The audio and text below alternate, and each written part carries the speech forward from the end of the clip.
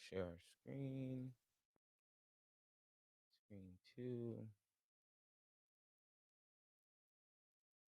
Guys, give me a. I feel like you're not seeing my screen yet. Let me try it again.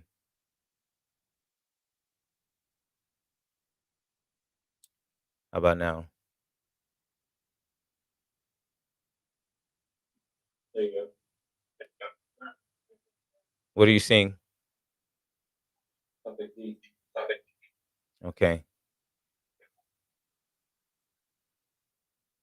Oh, it won't let me. Oh, I gotta hold on. I gotta come out and then start the show first. All right, let's start the show. Okay. Now let's go back to Zoom.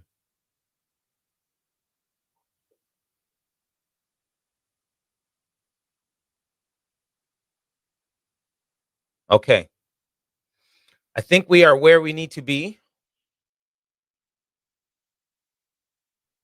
I'm going to pull the chat window out so I could have that on top. Mm. Okay, leave that there. Leave this there. And I think we are ready to go. Oh, bear with me one second. Let me just get my glass of water.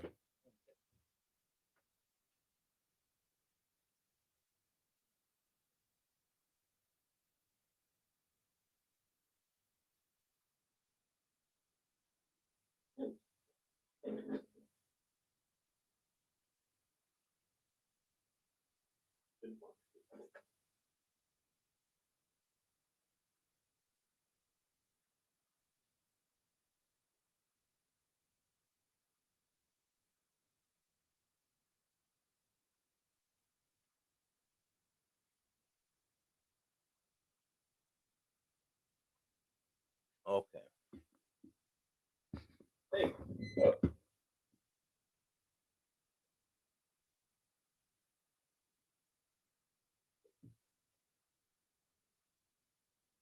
Okay. Here we go. Why does this keep happening to me?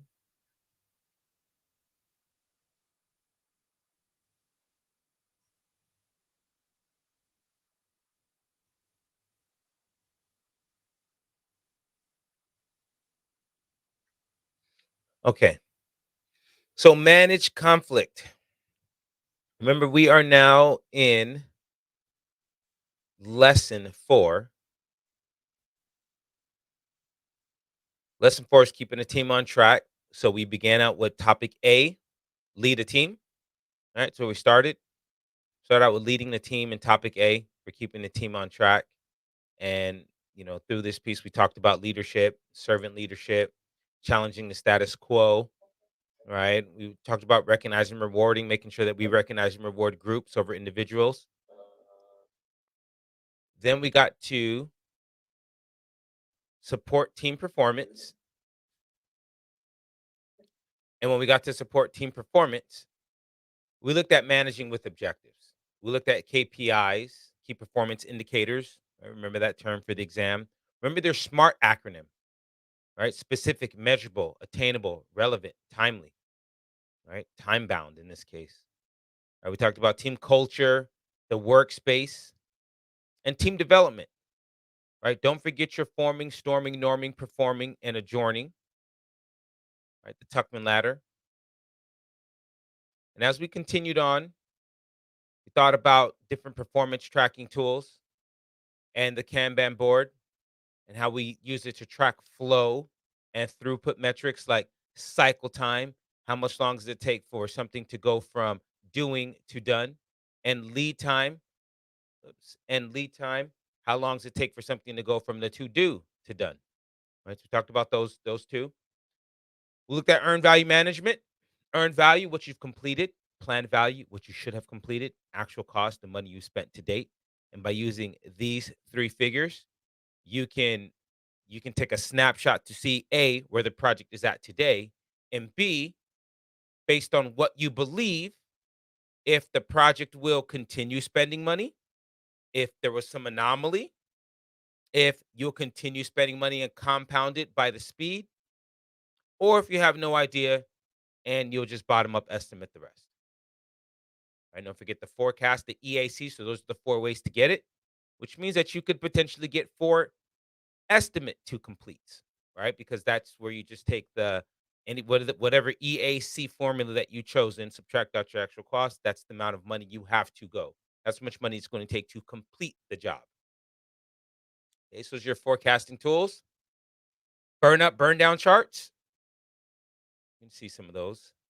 Value stream mapping.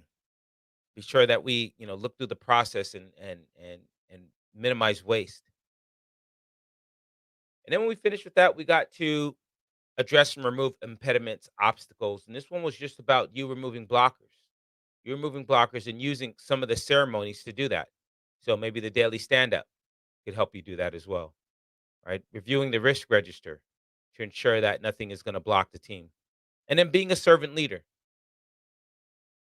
So now we're on the conflict, all right? So we're keeping the team on track. And oftentimes the team will get off track because of some conflict. So let's look at, conflict management and resolution strategies. These are good to know not only, for working with your teams, but you will need to memorize these for the exam. And then we'll talk about some change management theories. Not change on the project, but change with people. So your role in managing conflict is to influence the direction and handling of it. Remember that PMI says that the stakeholders are responsible for managing conflict in the first instance, right? They're responsible for doing it in the first instance, right? After that, if they can't resolve it, then you as a PM, you need to go in and you need to use one of your conflict resolution techniques and you need to drive it towards a resolution. Okay. Use your interpersonal team skills to ensure that there's some positive results. Right. So what they're saying here is in agile, you empower the team to do it. So you're more so facilitating because you're the servant leader and you're kind of helping them do it. There is no explicit, way in waterfall, at least for the exam purposes. I will tell you in practical application of project management, it doesn't matter waterfall, agile, people or people. You're going to use your conflict resolution techniques in sort of the same manner. It's just that maybe the difference is that the team may be empowered to do more in an agile setting than they would in a waterfall setting. Maybe, who knows? So you do need conflict. Remember, conflict is necessary for innovation. Without conflict, you're not going to have diversity of thought. You're not going to have, a way to ensure that we're challenging the status quo. But you do need to manage that conflict. So understand that when you do have conflict, it's actually a good thing because it improves that bonding. And if you remember, I told you about sort of the team building exercises, and when rather than doing the team dinner, if we set up some competition and then you see some of those B personalities and they become really fierce and they cheat, and it's like, oh my gosh, you just showed me a new side of yourself, and now we can kind of become closer just in that fun conflict. It's the same thing here. When you have a difficult situation with someone and you guys are able to get past it, you actually build a better bond with that person. You learn to communicate more effectively with that person because you know that when it comes down to it, you guys both are respectful, you respect each other, and you can agree to disagree, and it's okay. Right? If it's ineffective, then you kind of get the animosity. You get the reduced productivity. Oh, it's just us. I don't want to be with them. Let's do our thing. All right, you know what? I'm just gonna do my own thing. I'm not gonna worry about everybody else, right? Or I got to make sure that our group is the one that stands out, and it becomes an unhealthy competition, right? So these are the things that we're trying to avoid. You need to look out for these things because they happen naturally, right? It doesn't always have to be a negative situation where all of a sudden there's an unhealthy competition. It just could be that there's some conflict, and it could be conflict about when we have a meeting. It could be a conflict about who gets to sit where, who gets to use what board, who has a license for what, right? People have conflicts over so many things. So just note that. And oftentimes it's our priorities, right? There's team members and or stakeholders. Team members against stakeholders, stakeholders against team members, or stakeholders against stakeholders and team members against team members. All of you have been in these scenarios, right? They have differences in objectives and values, how they perceive things. You as a project manager, hopefully you can perceive things how everybody else would perceive. Some of that's also having empathy, but it's also being able to understand how they're likely to respond. This goes to your stakeholder analysis. So don't just analyze the stakeholders that are external to the team, analyze your team members too. They're going to have disagreements about what they're doing, right? How their work actually impacts the project and how what they should be doing. Right? There's going to be communication breakdowns, maybe because we're working with talented people from across the globe, and maybe they're all speaking English, but English is their third language, not even their second. It's their third language. So now, just from that, there could be breakdowns in communication. So these are all the things that we have to think about. Usually, it's priorities. Usually, it's because someone's priority is not matching what everybody else is, and then the conflict comes in. So this is, I'll tell you, like for the in the practical application of project management, that's what it is. Somebody wants to be doing something else, or there's something else in their mind. So it's rarely about personality. We're all professional, and usually we understand that. It's usually somebody's priorities, the time they had, the amount of money they had to spend, or the resources they needed to give up. That's usually what the issue is centered around. So you have these conflict management approaches, and these are the approaches that you'll need to, sort of employ. Now, all of you have used these approaches and these techniques before. Likely you just didn't recognize what you're doing, but now you're going to know. So you have withdraw and avoid. Let me make notes here. This is a lose-lose scenario. Okay, nobody wins here, because if one person leaves the argument, the other person doesn't get to convince them. Just because one person walked away or gave up doesn't mean that we agree. This is also a lose-lose scenario. When you try to smooth things over, right? Well, you might make me feel good in the moment, but later on, because I still disagree, our conflict is still gonna exist. So this is also a lose-lose scenario. I'm gonna describe these in detail, but I want you to know this. The compromise reconcile for PMI, they consider this to be a push. I'd call it a lose-lose. You got to give some, both parties give something up. So both parties are losing, but it's a push for PMI. This is considered a win-lose when you force or direct, because somebody is saying, nope, nope, it's going to be my way, and or it's going to be the highway. Pick one of those two. Either way, I'm winning. You're going to do my choice, or you're gone, right? My way or the highway type deal. And the exam usually gives you examples like that, pretty straightforward. And then collaborate, problem solve. This is our win-win. So before I describe all these, I want you to remember that PMI is going to ask you these questions as far as the exam is concerned, and they're going to describe one of these scenarios. They're going to say what's happening. And when I describe it, then you tell them what's happening. You're either withdrawing, you're smoothing things out, you're compromising, you're forcing, you're collaborating. However, they may describe a scenario, and I'm going to turn around and ask you, what should the project manager do? Now, in all situations, you're always going to go for the win-win. If they ask you what should you do, it doesn't matter what they describe. I should get my team members to collaborate and problem solve. But if they ask me what's happening, then I need to pick what's being described. So let's set it up. Let's use an example here. So let's an example here. Let's say, let's go back to the room painting example. I'm gonna use that one, room painting example. And let's say I'm gonna pick on somebody here. I'm gonna pick on Chris. Um, Chris, you must be a Giants fan. Yeah. All right. So, all right. So, I grew up playing at Jackie Robinson Park in Pasadena, California. So I bleed this Dodger blue here. Okay. So, me and Chris are supposed to paint this room, and I want to paint the room Dodger blue, and he wants to paint the room giant orange. And I'm like, what? What? Giant orange? That's, who wants to come into an orange room? And he's like, Dodger blue. Nobody wants to see the blue color. We need to make it bright and cheery. And I'm like, you know what, Chris? I don't care. I don't even want to do this anymore. Do whatever you want. I don't want to be a part of this project. And I get up and I leave. I don't want to do it. I don't care. You guys just do what you want. You'll see examples like that on the exam. Okay, you know what? I give up. Whatever you want. It's a lose lose. Chris didn't get me to agree to his giant orange. I didn't get him to agree to my Dodger blue. When I walk in tomorrow, every time I see that orange, I'm going to be upset. Or every time he sees the blue, he's going to be annoyed. Lose lose. Now, remember when they described that, although, yes, I did walk away. Yes, I did quit the argument. Maybe it appeared that I gave up. You must pick withdraw or avoid, right? Don't pick the, oh yeah, I got up and walk away, right? Say what is happening? A, B, C, or D. A, CJ has has given up on the argument. B, CJ walked away. C, CJ withdrew, or they might even say CJ is avoiding the conflict. And then D, CJ is forcing, right? You need to make sure you pick the withdraw or the avoid. But Christina comes in, and Christina, are you an A's fan? Sure. Okay. Mhm. All right, sure. She's gonna keep it neutral. So Christina comes in and she says, "Guys, nobody even likes the National League. And besides, who's watching baseball anymore? NFL's down, NBA's in, nobody's watching baseball. They're about to have a lockout. Let's go have a beer." So we go out and we have a beer. We have another and another. Let me see if I could pick Christina's beer. Christina's beer might be a Stella. Maybe a cider.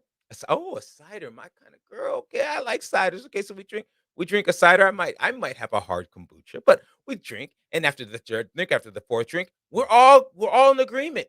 She has smoothed things over. She's accommodated us. We all agree. You know what? We like to drink beer. We like to drink ciders. We like to drink hard kombuchas. But when I show up to work with a hangover the next day and I see that wall orange, oh boy, am I gonna be upset. Or if Chris shows up and that wall is blue, he's not gonna like it either. All right. So that's why it's still lose lose. You might have emphasized the area of agreement. We like to go to a bar and have a good time. Right. But still a lose lose, right? And so oftentimes we'll do that. And you see it says concede position to maintain a harmony in relationships. We'll do that a lot. We'll just smooth things over, be like, look, why don't we just give this to them for now? And maybe we can discuss it and do it later. But we had all these other things. We'll sort of emphasize some areas that we can agree on, so that way we can concede the position and keep everything in harmony.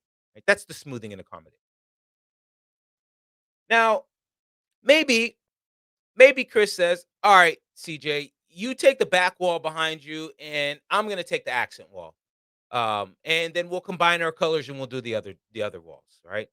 So in this case, we both give something up. It's a temporary solution. We partially resolve the conflict through compromise, right? We both got a color and then we mix the color. But you know what? Every time we're sitting in the room, we're gonna smile when we see our color. And we're gonna see that other color. And we're gonna be like, "Mm," and then we're gonna see the mixture and just be like, "Ugh," right, right. It's just temporary. At some point, we're still not gonna be happy. But maybe now Bahita walks in, and let's see, Bahita, maybe you are in a Padres? No, not a Padres fan. See if I can pick Bahita's team. Bahita, you might be, yeah, let's go with the Padres. Padres? I don't even know what that. She's like, I don't watch baseball. What the heck? Padres, the dads? What are you talking about? Yeah. See, Bahita's like baseball. Who's watching baseball? Excuse me. That color paint is on the floor right there. You guys should have had this room painted 4 days ago. Have this room painted or you're fired. And usually the exam will give you examples just like that. Someone more senior says, do it my way, or you know what the alternative is, right? Or someone say, hey, if you don't do it my way, I'll never help you again. I'll never do something else, right? They're forcing you into it. So that's what that one is. It's a win-lose now. We had to choose her color, right? There is no like she's fine. There's no conflict. I didn't force you. I'm happy every day I walk in, I see my sand or my toe. I'm not worried about no Dodger blue, no giant orange, right? So that usually that's what that looks like. It's your viewpoint at the expense of others. You can feel bad every day, but I'm paying you to work. So please, be professional. Don't worry about the color, right? It might be something like that. Right. So that's the only win-lose scenario when you force or direct somebody. But maybe Chris and myself, we sit down, we look at some magazines, and we say, they don't want sharp colors in rooms like this. You want nice soft colors. And so maybe we, come to an agreement and we do it together. And from there, that's our win-win. All right. From there, we've incorporated multiple viewpoints. We've enabled a cooperative attitude. We've reached consensus. So whenever possible, obviously we want to resolve conflict in favor of the customer. Whether you smooth, whether you compromise, whether you withdraw, right? You can't really force the customer to do something. Um, I mean, you could, but not a good idea. If you can collaborate, great, right? But whenever possible, this is you know pretty sound idea.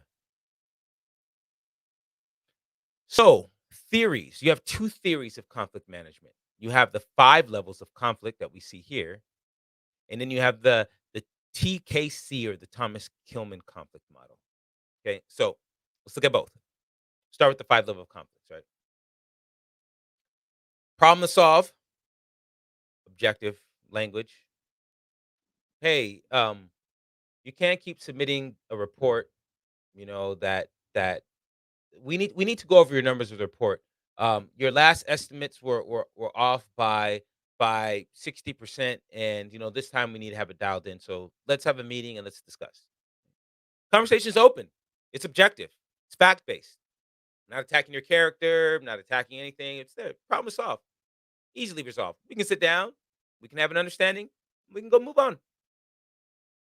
Disagreement. So right here, just remember, communication here is open. It's open. It's objective. All right, you want to make a note of that. Open and objective.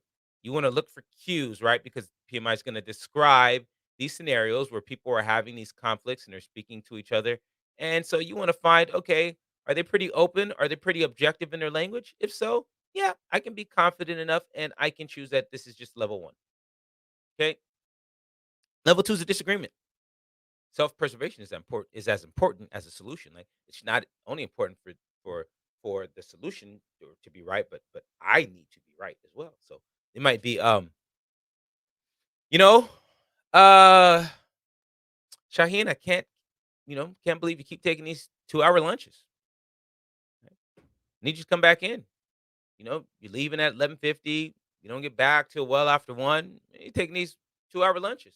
Now, it could be that Shaheen leaves at 11:58 and she comes back at 1:02, right? It wasn't just exactly 12 to 1, right? Spanned on the side of 2 separate hours, but I can't believe you're taking these 2-hour lunches, right? So in this sense, now look at my language. My language is more personal and it's more vague. It's a little more, I'm attacking. And so you look for that type of language. Hey, you can't be taking these 2-hour lunches. What's going on here? Level 3 is a contest. The goal is to win. It overshadows resolution. So in this sense, like, it's all about, hey, let's not worry about what they're doing. Let's make sure that we do the right thing here. Right? We got to win. Right? So let's make sure that our report is front and center and that it's all nice and neat, so that management sees that it's us who's carrying everything. All right. So that's where you see the contest. And you guys have been in these scenarios like that where your department heads have come to you and said, look, I don't know what's going on. Management has come, they have all this new stuff, but look, let's just do our stuff. Let's show them how, that we're the best here. Okay. That's the contest. So the goal is to win. Now, it'll sound similar to a crusade, but now in the crusade, the goal is to protect your group. So now, instead of, hey, I don't, management had this new thing, and let's just make sure that we show what it is. Now it's like, listen, everybody else wants to do their thing. Let them do their thing. Let's just make sure our team, everybody's good. Let's cover our bases. Let's make sure that we do what we need to do, and let's just stay out of this whole mess. That's more of the crusade. When you say, hey, let's just protect ourselves. Let's protect our group, right? I'm not really, resolving the situation isn't enough. It's really about, whoever's not trying to do it like us, obviously they're not with us, right? So it's like you're either with us or against us. Now it's not just about winning. It's you're either with us or you're against us, right? That's when you get to the crusade. And then the world war is where someone must lose, right? It's like, listen, every time they do, every time they run the test, they're not running the test accurately, and they're skipping a couple pieces, and they're releasing bugs. And so, you know what? Let's point it out at the next meeting, at the next review. Let's call them out on it so that management sees that they're the ones messing everything up. So now it's not about winning. It's not about protecting your group. Now it's about destroying the opposition. That's the world war. And so all of you have been in those different scenarios. And so you just got to think about it. When you're reading what they're describing, is communication just open and fact based? Am I now starting to attack your character, your work, your profession? Am I simply saying I'm just all about winning, care less what happens? It's all about, nope, let's protect our group. Or we get to the point that someone must go down. Those are your 5 levels. Okay, so keep those in mind. And that's the same thing. That is the same thing when you're working with your teams. If you can understand where they're at, then you have a better idea. Because all the conflict resolution techniques, whether you withdraw, whether you smooth it over, whether you compromise, whether you force or direct, whether you collaborate and problem solve, you can do that regardless of what level. But if you know what level you're at, you're likely to have a better plan of attack on how to manage the conflict in a better way. Right? Oftentimes, our as PMs, we in the practical application, we default to just smoothing things over. We default to that. Right? Sometimes force it. It's okay. Sometimes get folks to compromise. Both of y'all give something up and let's just move on. Right? Sometimes force people to work together and collaborate. So now you know what the levels are. Now you have an idea of the conflict management approaches. Now let's take a look at the Thomas Kilmann model. Excuse me, which is very similar to the theories that we saw earlier in terms of avoiding or withdrawing, right? In terms of accommodating or smoothing, in terms of compromise or reconcile,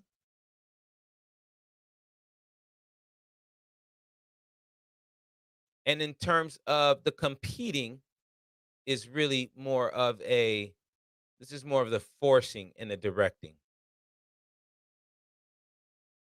So this is the only one that doesn't have at least one of the terms, force or direct. And I'll just write the direct in so that you know. So here's your force or direct from our last one. So just to what I'm doing here is I'm highlighting that the Thomas Kilmann conflict model is very similar to the conflict management approaches. And when you look at the Kilmann model, they may not use all the words, but withdraw or avoid, okay, still lose lose, right? Collaborate, problem solve, win win, right? I can write the problem solving here. You have the smooth or accommodate, which this is the difference here because on the other one, it's actually a lose lose. But here, the smooth accommodating, he considers this to be a win lose. And then you have the reconcile compromise, and PMI considers this to be a push. He considers it to be a lose lose as well. I also consider this to be a lose lose. I actually agree with this conflict model, but forget what I agree with. Know the exam, right? So knowing the exam, these are pretty much similar except for these two, right? Smooth and accommodate. Well, so it's going to be a lose lose here. All right. So that's your Thomas Kilmann conflict model. Sorry, CJ, are you saying that the accommodating is a lose-lose, or based on the PMI exam, it's supposed to be a win-lose? Based on PMI, it's a lose lose. Based on Okay. PMI here, sorry, go back. Based on PMI here, this is a lose lose. The withdraw or void. When we're just saying withdraw or void, but if the exam specifically asks you about the Kilmann model that you see here, then when we smooth and accommodate, that's a win lose and not a lose lose. So that's the difference between the two. So you can see how they have the same names: avoid, withdraw, lose, lose, right? Force, direct, they call it competing, win, lose, right? Collaborate, problem solve, win, win. But smooth and accommodate, which happens here to be a lose, lose, excuse me, here to be a lose, lose, it is a win, lose on this chart. So that's the one that's different here. Reconcile compromise is also a little bit different because here it's considered a lose, lose, and PMI considers it to be a push, right? There's no when I say PMI, I'm probably confusing you, so let me back it up. From PMI's research and as they create the PMBOK, PMI has said, okay, here's your conflict management approaches. But PMI also says, like in quality, they'll say, hey, use Six Sigma. And that's a completely different methodology, or Lean Six Sigma. So in here, they're saying, here's the PMI conflict management approach, but you may also want to use the 5 level of conflicts, or you may also want to use the Thomas Kilmann conflict model. Right? So there's 3 of them, and I'm pointing out how there's the similarities and the differences between the Thomas Kilmann conflict model and the PMI model. So hopefully I didn't confuse you. Sounds like I did in the beginning. Hopefully now you're back to understanding. Are we good? Back to you. Okay. All right. Thank you. Sorry about that. All right. So change management. Conflict's natural. We've been saying that. You got to have a robust theory, a robust approach. You can't just think people are going to change, right? There. Let's talk about these three models. Right. I actually subscribe to a different model known as ADKAR, but let's talk about these three. All right. So you have Lewin's three-stage model, and then you have the force field analysis, right? So it's sort of like, let's make sure everybody's ready for the change. Free, like unfreeze them, right? Because folks get stuck and they're like, so it's like you're frozen, right? Let's unfreeze you. Let's get you ready for the change. And then now that we're ready for the change, let's execute this transition. Let's start to, if it's a process thing, let's start to make people move into the new process, give them grace periods, help them out, let them know when they're, in violation of a process or whatnot. And then let's tighten it up and then let's freeze or refreeze how we are. Like, let's make sure that the change is permanent. So it's just a three-step model. Get ready for the change, make the change, keep the change. Don't overthink that one. Right? Unfreeze, change, freeze. Or unfreeze, transition, refreeze. And then you got the force field analysis. And what the force field analysis is showing you is that you have positive forces for the change, and you need to understand, right? And these are usually like the business reasons, right? Like, oh, we're going to increase revenue, right? Or you guys are going to have more time in your day, you know, or we're going to make things, instead of being really difficult, we're going to make things more easy for you. But then the forces that are resisting know what those are. Oftentimes these are like, "Oh, well, I'm an employee and I don't like change. I want to stick with this because I know what this path is. You're going to make me go here, but I've never been down this street before. I'm comfortable here." Right? Or, you know what? I don't need more time. What I need more is for you to pay me more. Or I don't need to be paid more. What I need is more time. So oftentimes we're trying to say, "Hey, here's the positive," but our positive is not massing up with whatever the force is. So understand what these forces are, then you can go ahead and get to that desired state. That's the force field analysis. You have McKinsey's 7S model, right? Where you have strategy, structure, and systems, things that we can actually evaluate objectively and look at and have numbers and use metrics and determine the speed or the soundness or the fluidness or the efficiency of it. And then you have the soft elements, your skills, right? How do we truly know who's skilled or not, right? We talk about subject matter experts, SMEs at the company, but that doesn't mean that they're an expert in their field. They're just a person at the organization that knows the most. Now, they may be the expert in the field, but just generically speaking, a SME at your organization is really just a person there because they know the most, right? At that organization. And your staff, that's a soft element because how do we truly evaluate staff? If we have multiple members each evaluating their own staff, well, there's already, variance in between how each of them not only view themselves, but view others. Not how only each of them evaluate themselves, but evaluate others. So that's a soft element, right? It's hard. This is more subjective. Even the style. What's the style of the organization? And all of those, including the hard elements, blend into the shared values. And so it's still soft, even though it's absorbing sort of the hard elements, but it's still one of those things that's subjective because, like, do we all truly, value the same thing? Or are we all just saying that because we're working together in a group? Right. So it's still sort of a subjective thing and it's really difficult to measure. But that's the McKinsey 7S model for change. There's also Cotter's change theory. Almost it's not three steps. I know you see three colors. Please focus down here on your 8 steps. Create a sense of urgency. Guys, we need to make this change now because if not, we're just going to lose money and our company's going to cease to exist. All right. And so then form a powerful coalition. Okay, let me go to each group. Let me go to IT and talk to them. Let me go to finance. Let me go to HR. Let me go to legal. Right. And then create a vision for change. Hey guys, here's what it looks like. All of you guys have seen, we've been talking about this. When we finish, this is what we think our organization will look like. This is what we think our workflows will look like. This is what we think maybe the product will look like.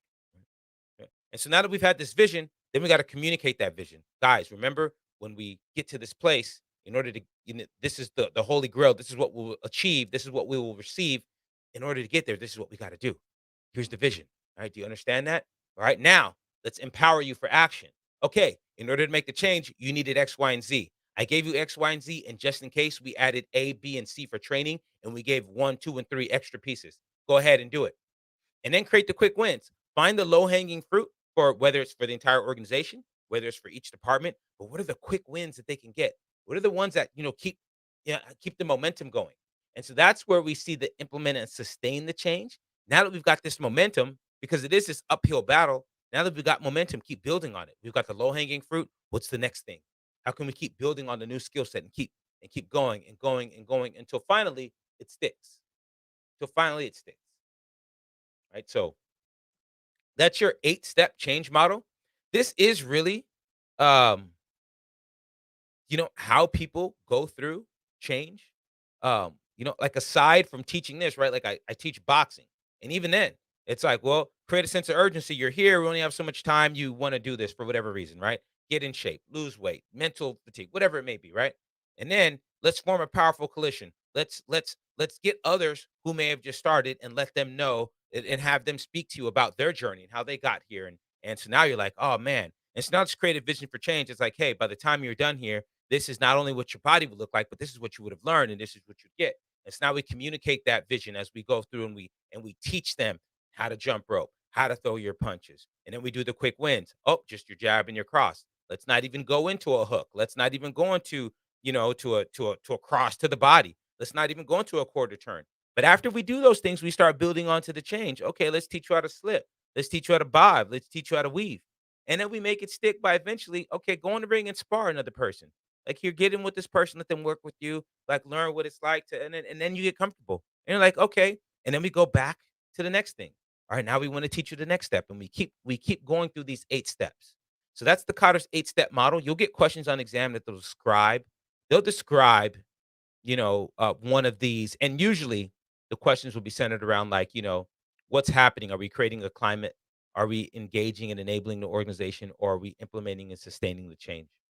Right. Or they may say, engaging and enabling the organization is all of the following except which. And they'll say A, communicate the vision, B, empower the action, C, create quick wins, and then D, they might have creative vision or build on a change.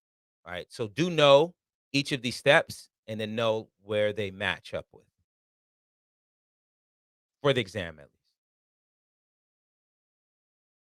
Now, oftentimes, right, as you're keeping the team on track, we have to update the charter because we just know more now than we did when we first started. So, as a result of managing conflicts, well, we may say, "Oh, you know what? Let's make a change just here to how our team's operating, so we don't have to deal with these kind of things anymore." Right? Or let's update who's responsible for what. Right now, the only type of RAM that you get tested on is the RACI. So just remember that you're not going to be tested on multiple RAMs, but just know that RAM, responsibility assignment matrix, the only type of RAM will be the RACI. Who's responsible, who's accountable, who do you consult, who do you conform. So the RACI chart is its own chart, but it is a type of responsibility assignment matrix. And you could update that as well. But you might update how we communicate, the methods we use, the technology, right? Newer modified ground rules. Maybe it's about how we respect each other's ideas and thoughts. All right. So now we're still in keep the team on track. We're now on collaborating with stakeholders. Right. So in this case, all we're really doing is updating the register and updating the engagement assessment matrix, right? Because at this point, we've already planned for how to engage folks. We've already engaged them. Right. Now, let's just keep everybody on track. Let's make sure we're keeping the collaboration up. Right. A lot of text on this slides, pretty little colors, but ultimately, it's just saying, well, yeah, if you collaborate, of course, it builds trust. Right. It, it, it lets you know that a person's engagement level may fluctuate, but that's okay because if I leverage my interpersonal skills, I'll still be able to get some feedback from them. I can loop them in and increase their engagement. Right. We want to understand their expectations through open dialogue. And so we keep discussions transparent. Right? That's just kind of describing collaboration. That's what this slide is doing. So some collaboration activities. Well, if you can have your stakeholders somehow collaborate daily in a project, this is not something that's common in project management. Well, I should say it depends. It depends on like the type of projects you're running on, because the demo is a way to have stakeholders collaborate, but collaborate daily, right? It just depends on your environment. And the frequency of their engagement will be based on the mutual needs and expectations. Oftentimes, these expectations come from the particular methodology that you're employing. Because if you're using an agile methodology, well, then there is the expectation that not only will you be there for our sprint reviews, aka the demo, but also I may need to talk to you for your acceptance criteria. I may need to sit with you to complete a user story, right? So that level of engagement will be mutually agreed on, right? Because in agile, it's near constant. It's near constant. So we need regular collaboration. We're co-located. Hopefully, we're all in the same location. We're face to face. If not, then we're connected with some sort of video, right? We're on video and we're seeing each other all the time. We're holding these sessions, right? Our milestone reviews. We're refining our backlog. So all of these things are happening in an ongoing effort just to continue the spirit of collaboration with your team. And it's, they're saying it should be spearheaded by the PM, of course. This is what you're doing. It's your responsibility. So you may update your stakeholder register. You may add more columns. You may add more attributes that you need to capture so that you can better understand your stakeholders and that you can better create strategies to respond depending on how they are likely to respond. Right? So you might create some new category. You might update this. It might not be neighborhood improvements anymore. It might now, change to city. Right now we're looking at the entire city. So you'll update your stakeholder register because remember, it's a living, breathing document that we consult and we update on an ongoing basis. We'll update the stakeholder engagement assessment matrix. Long term, right? Stakeholder engagement assessment matrix. Remember, this is just the one that shows where the stakeholders are compared to where you want them to be. And so now you can make a plan to get them from current state to desired state. Right? And we don't move them along sequentially because I don't want someone who's unaware to become resistant. I want you to go from unaware to supportive. I want you to go from neutral to supportive, or I want you to go from neutral to leading, right? I never want you to go to be resistant or neutral. I really want everybody to be in one of these two categories. Now, everyone's not going to be in those two categories, but that's my goal. My goal is to always try to pull you towards these. And we use meetings to do that. Meetings should be meaningful. They should have a specific purpose. They should be measurable, attainable. They should be relevant. They should be time bound or time boxed. Make them smart. And keep your meeting type separated. Don't hold status meetings, along with technical meetings, right? And be confident that you can shut this down with your team members when you need to tell. Oh, that's we'll talk about that later. We'll parking lot that. We'll table that, whatever it may be. So some guidelines for effective meeting facilitation. Make sure folks have the right engagement, distribute an agenda, start them promptly. I've been telling you that. Don't I know we have these executives and it's like, oh, we got to wait for the executives. But you know what? If the executive doesn't have anything great to add to the meeting, don't wait. Don't wait. If you don't need to talk to that person, or if it's like we're not waiting for their particular review, we're just waiting for them because they're no, don't wait. Don't wait. And soon enough, they'll start to join on time. They'll start to realize, oh, nope, that's the PM that always starts their meetings on time. Let me go. I want to see what's going on here. Right. So these are some of the things that you need to do. Make sure that you're allowing everybody to have an appropriate opportunity to speak, right? Shut down the A personalities when it's needed, and then call out the B personalities when it's needed. Do some recaps, right? These are all the things that definitely take a look at these, read these on your own time, all the guidelines. But now let's get into mentor relevant stakeholders. So remember, we had talked about coaching, training, and mentoring was more about using your experience and providing it, to that person, and that's what we're doing here. So we're going to get plans for that. We're going to learn how to effectively assess it, and obviously, a training schedule is pretty straightforward. And we can do it in these ways. We can use these tools and techniques. So when you're grooming a backlog, mentor the PO. Mentor the PO on best practices. So like Shaheen, you're working with the PO, right? You might want to make sure that all of your user stories are following the invest model, right? Are they individual? Are they negotiable, right? Are they valuable? Can you estimate them? Are they small enough to be completed in a sprint, right? And can you test it? That's your invest model. When you're onboarding a new team member, guide them on team processes. And maybe if you don't have an onboarding thing, you start. You're like, okay, if a new team member comes on, what are all the things they need? And start making a checkbox so that now you can start to develop your own onboarding process. Right? Or somebody needs to purchase material for a project, show them the best practices. I mean, this is the stuff of interacting with relevant folks. This one was more, all the examples here were more relegated to your team. This could be from outside the team, right? If you have folks outside the team, it could be, here's where the updates are. Here's where you can go find out where the project is with regards to scope, schedule, budget, risk, whatever it may be. That way, in your mind, what you're saying is quit asking my team members what the budget or what the schedule this is.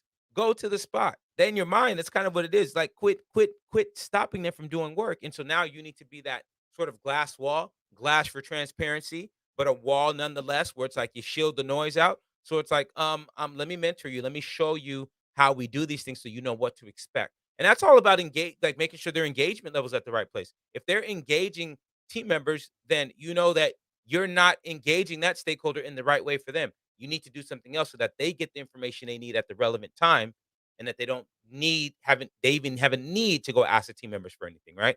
So don't forget that this isn't just for the team, but this is for folks outside the team as well.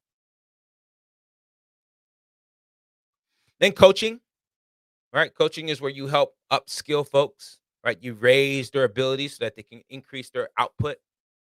So coaching isn't always right. You may not be a coach. You may not be the technical SME, but you may be the coach in that, hey, I recognize that you need this technical work. So why don't I lobby and talk to management and see if we can get funding so that we can get you training? Because if you're trained and you know more and you bring it back to the team, it's only going to make the team better, which means we'll perform better on the project, which means it's better for the organization.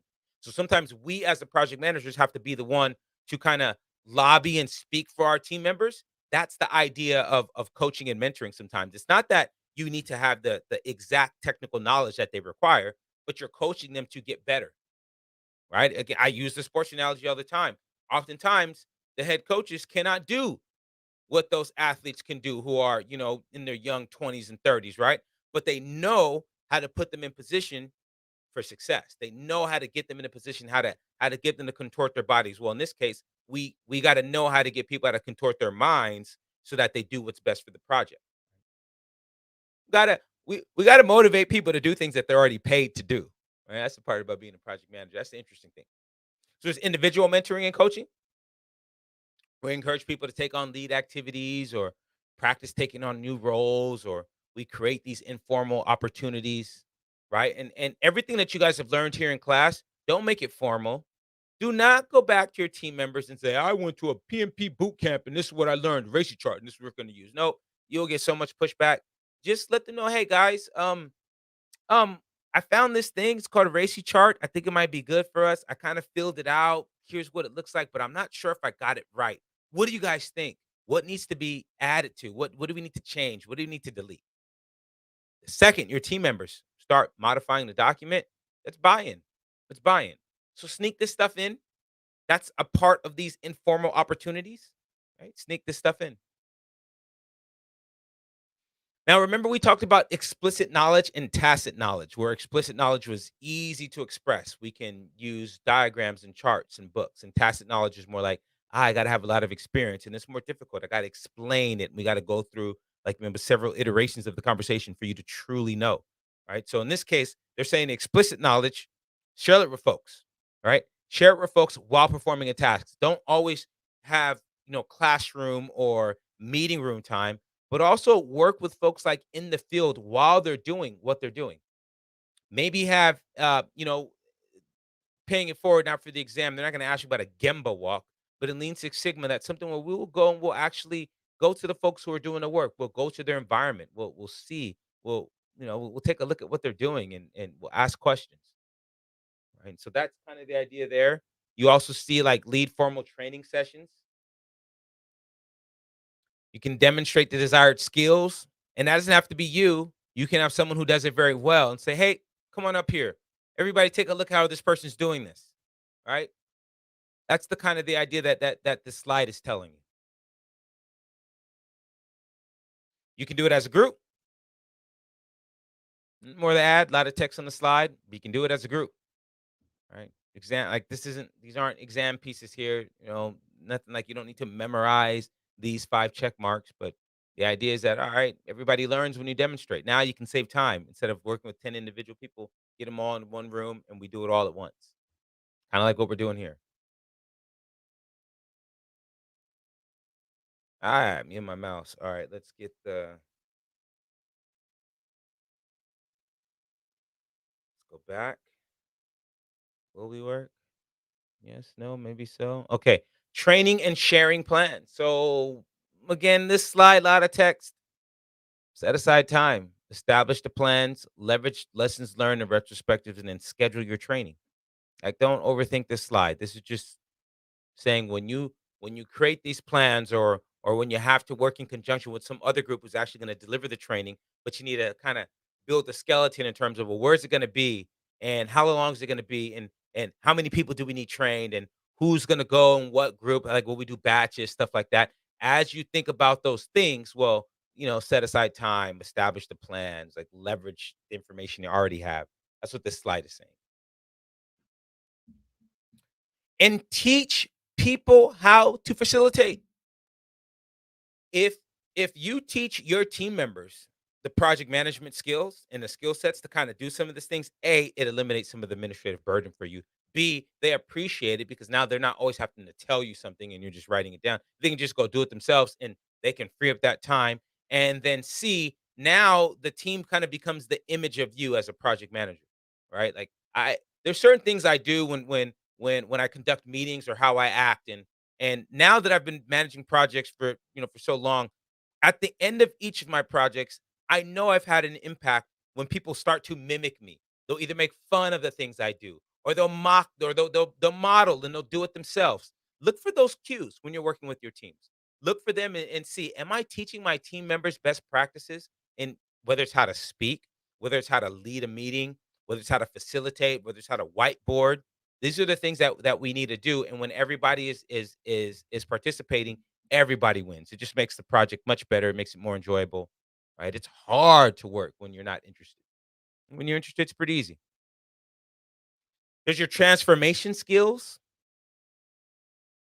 This is more about, all right, if you're maybe doing a long range project, if you're, let's say, a big change management project. And so now this is the idea, support co-workers to support the business. All right, what does that mean? It means that oftentimes like people are upset, they don't like what it is that they've got going on and how sometimes we just have to talk to them and we counsel them and we let them know, yeah, but here's the reason why and here's what may be good. And while it might not feel good now, this is what we got to look forward to. And we'll mentor them, we'll make sure that we use empathy and we try to put ourselves in their shoes and we hear them and we let them know that we support them. And then enabling agile is where you are the person that's always pushing forward the idea of servant leadership, always pushing the forward of us, the idea of us, being empowered to call out the work on our own, always pushing forward the idea that, hey, you are the experts in what you do, and I want to make you the best version of yourselves, and I want to remove the things that are keeping you from doing that, right? And let's all make sure that we're pushing the block as one. Okay? And then keeping knowledge current.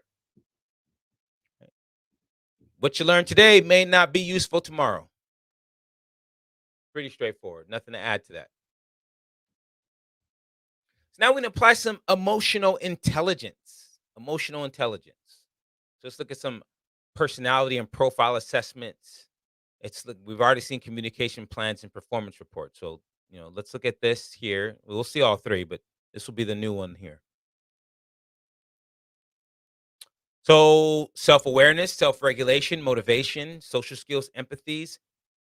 The slide's not explicitly stating this, but yes, you as a project manager, you need to have this, right?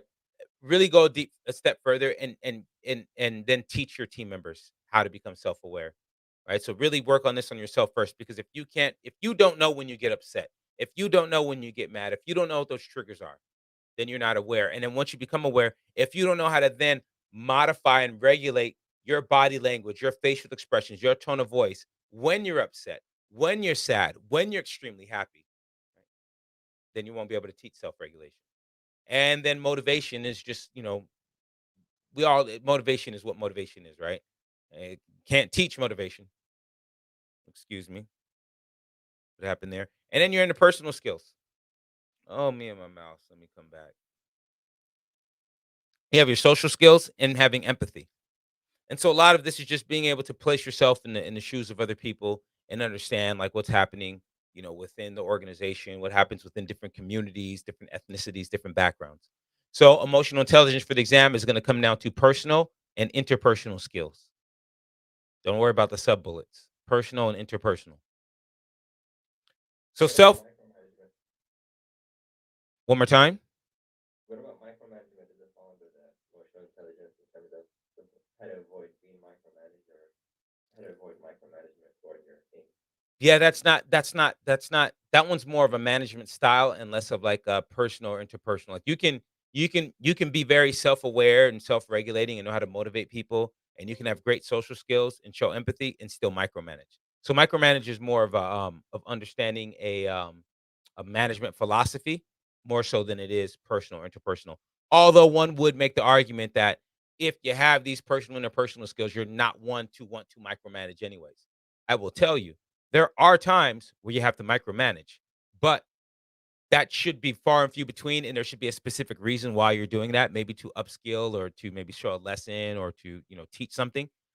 Because the mark of a good manager is if your team can do everything they need to do without you being there. If you must micromanage, you're not doing things right. So good question, Mo, but it's not a part of it's not a part of what we of at least for the exam, it's not a part of these types of elements, right? These are more of like your how you feel and act. It's the emotional aspect. It's like perceiving connections between feelings and behavior, recognizing how the emotions, right? These are the things that we mean when we say being emotionally aware. And then accurate self-assessment, perceiving your strengths and weaknesses, like, understanding where your blind spots are. Knowing what you don't know is so powerful, right?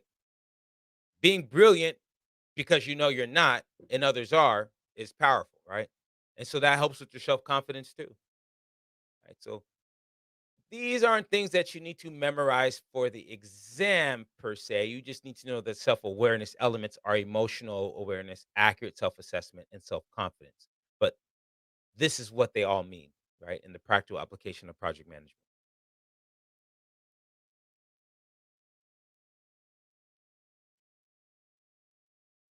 Now we're getting deeper into the self-regulation. So just to come back, self-awareness, self-regulation, motivation, social skills, empathy, right? So we saw self-awareness, here's self-regulation, right? Understanding that when you have self-control, can you remain cool under pressure? Right. In this case, this is a good time to use the martial arts as an example, boxing, almost any of that. Like you always have to stay cool. You can't hit and get upset, right? Stay focused in a stressful environment. Oh, someone's trying to take my head off. Right? Controlling rash destructive emotions. I want to take this person's head off. You have to have self-control, right? So that's the idea there. Trustworthiness. You've all likely worked with the person that always has to be right. And then when they're wrong, they don't even acknowledge that they're wrong. Acknowledge that. Acknowledge your own errors. When you're wrong, "Oh, my bad. Oh, thank you for pointing that out." And then when you see something that somebody's doing, don't just stand by, like challenge it. And you don't have to you can challenge it in a un-negative way. You can just kind of smile and be like, "What's that about? What are you doing here? Explain to me that one." "Oh, I didn't see that coming." Oftentimes, that's where you deliver that message with a little smile, tongue in cheek, and it's like, "Uh-huh, like let's bring down the barrier, but explain yourself, please." And then being conscientious of others, right? How meticulous are you to what you're doing? And that will permeate down to the rest of the crew. You're likely project managers because you are organized, because you make sure that you pay attention to those details. Well, you got to get your team members to do it too. It's not good enough just for you to do it. Right. So, and then being able to adapt, being able to innovate, produce fresh ideas, problem solve. These are all self-regulation elements. So know these 5 elements. Here's motivation now. having commitment. Like, when you show commitment, folks are there. You talk about, I keep using the sports analogy, like the first one to the gym, the last one to leave. Okay, well, in business, first one to the office, last one to leave. All right. It's like if you're the PM, you're the captain of the ship. You should be the first one on the ship, and then you release the crew, and you're the last one off the ship. You show that a commitment, and what's your achievement drive like? Are you setting goals? You want to minimize uncertainty? Or are you really trying to get to the top? And then what type of initiative do you have? Do you take shortcuts? You cut through rules to finish the job.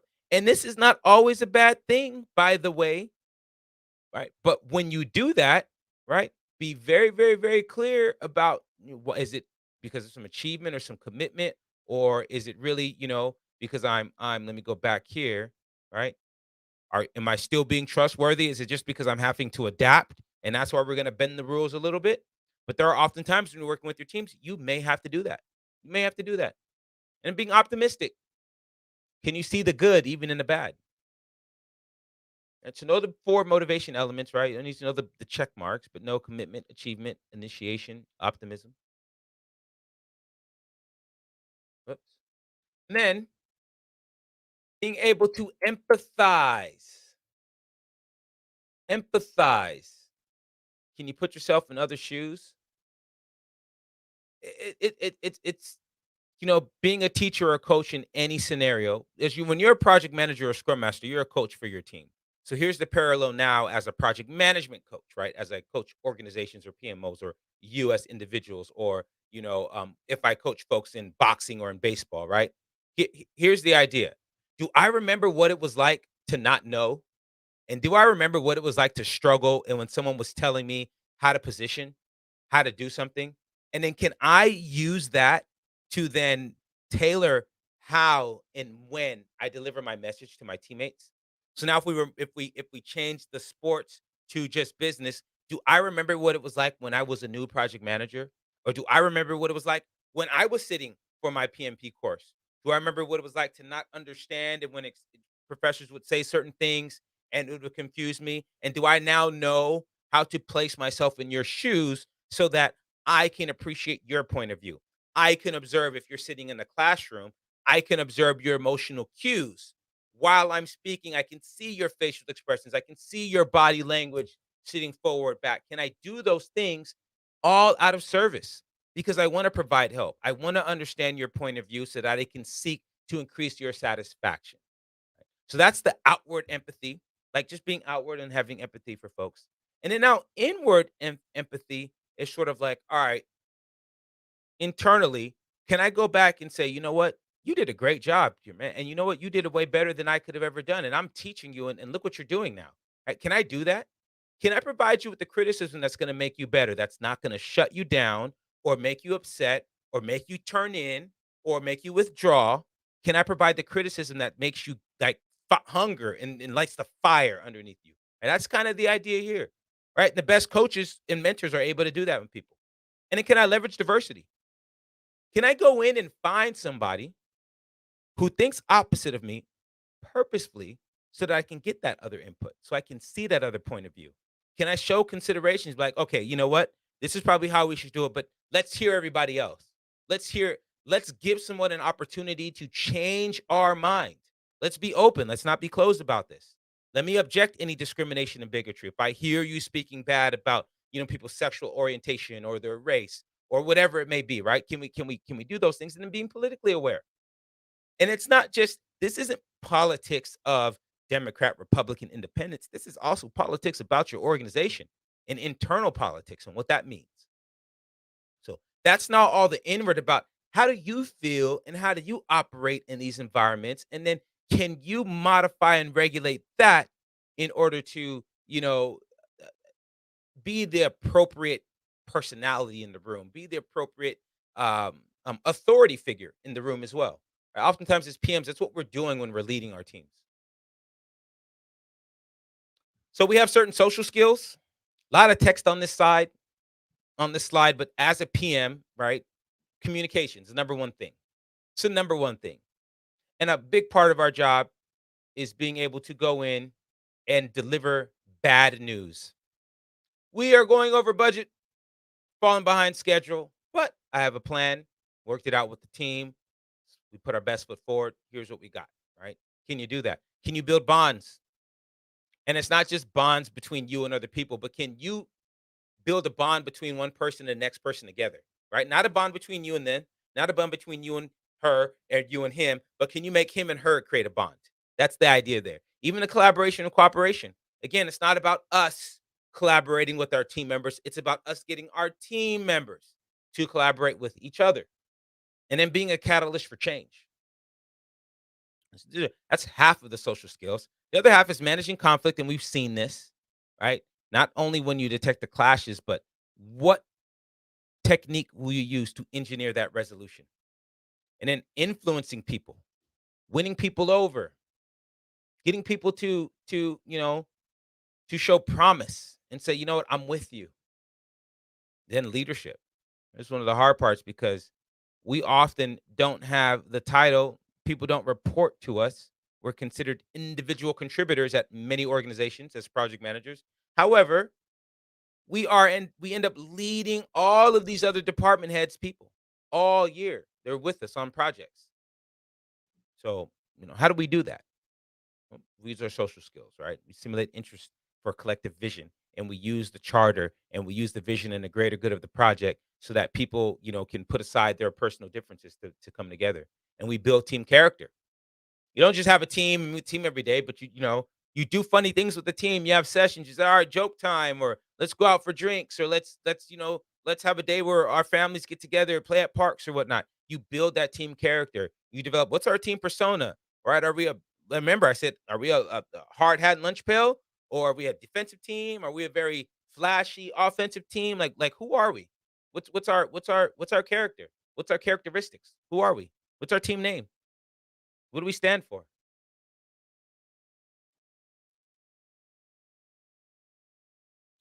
Here, we've already talked about emotional intelligence, influence, motivational techniques will come up. So I won't talk it, but we'll talk the nominal group technique. This is ranking and scoring, ranking and voting, right? We've already talked about political awareness, and we've already talked about team building. Okay. So this is ranking or voting here. Let's talk about active listening. That's the only one I'm going to focus on this slide.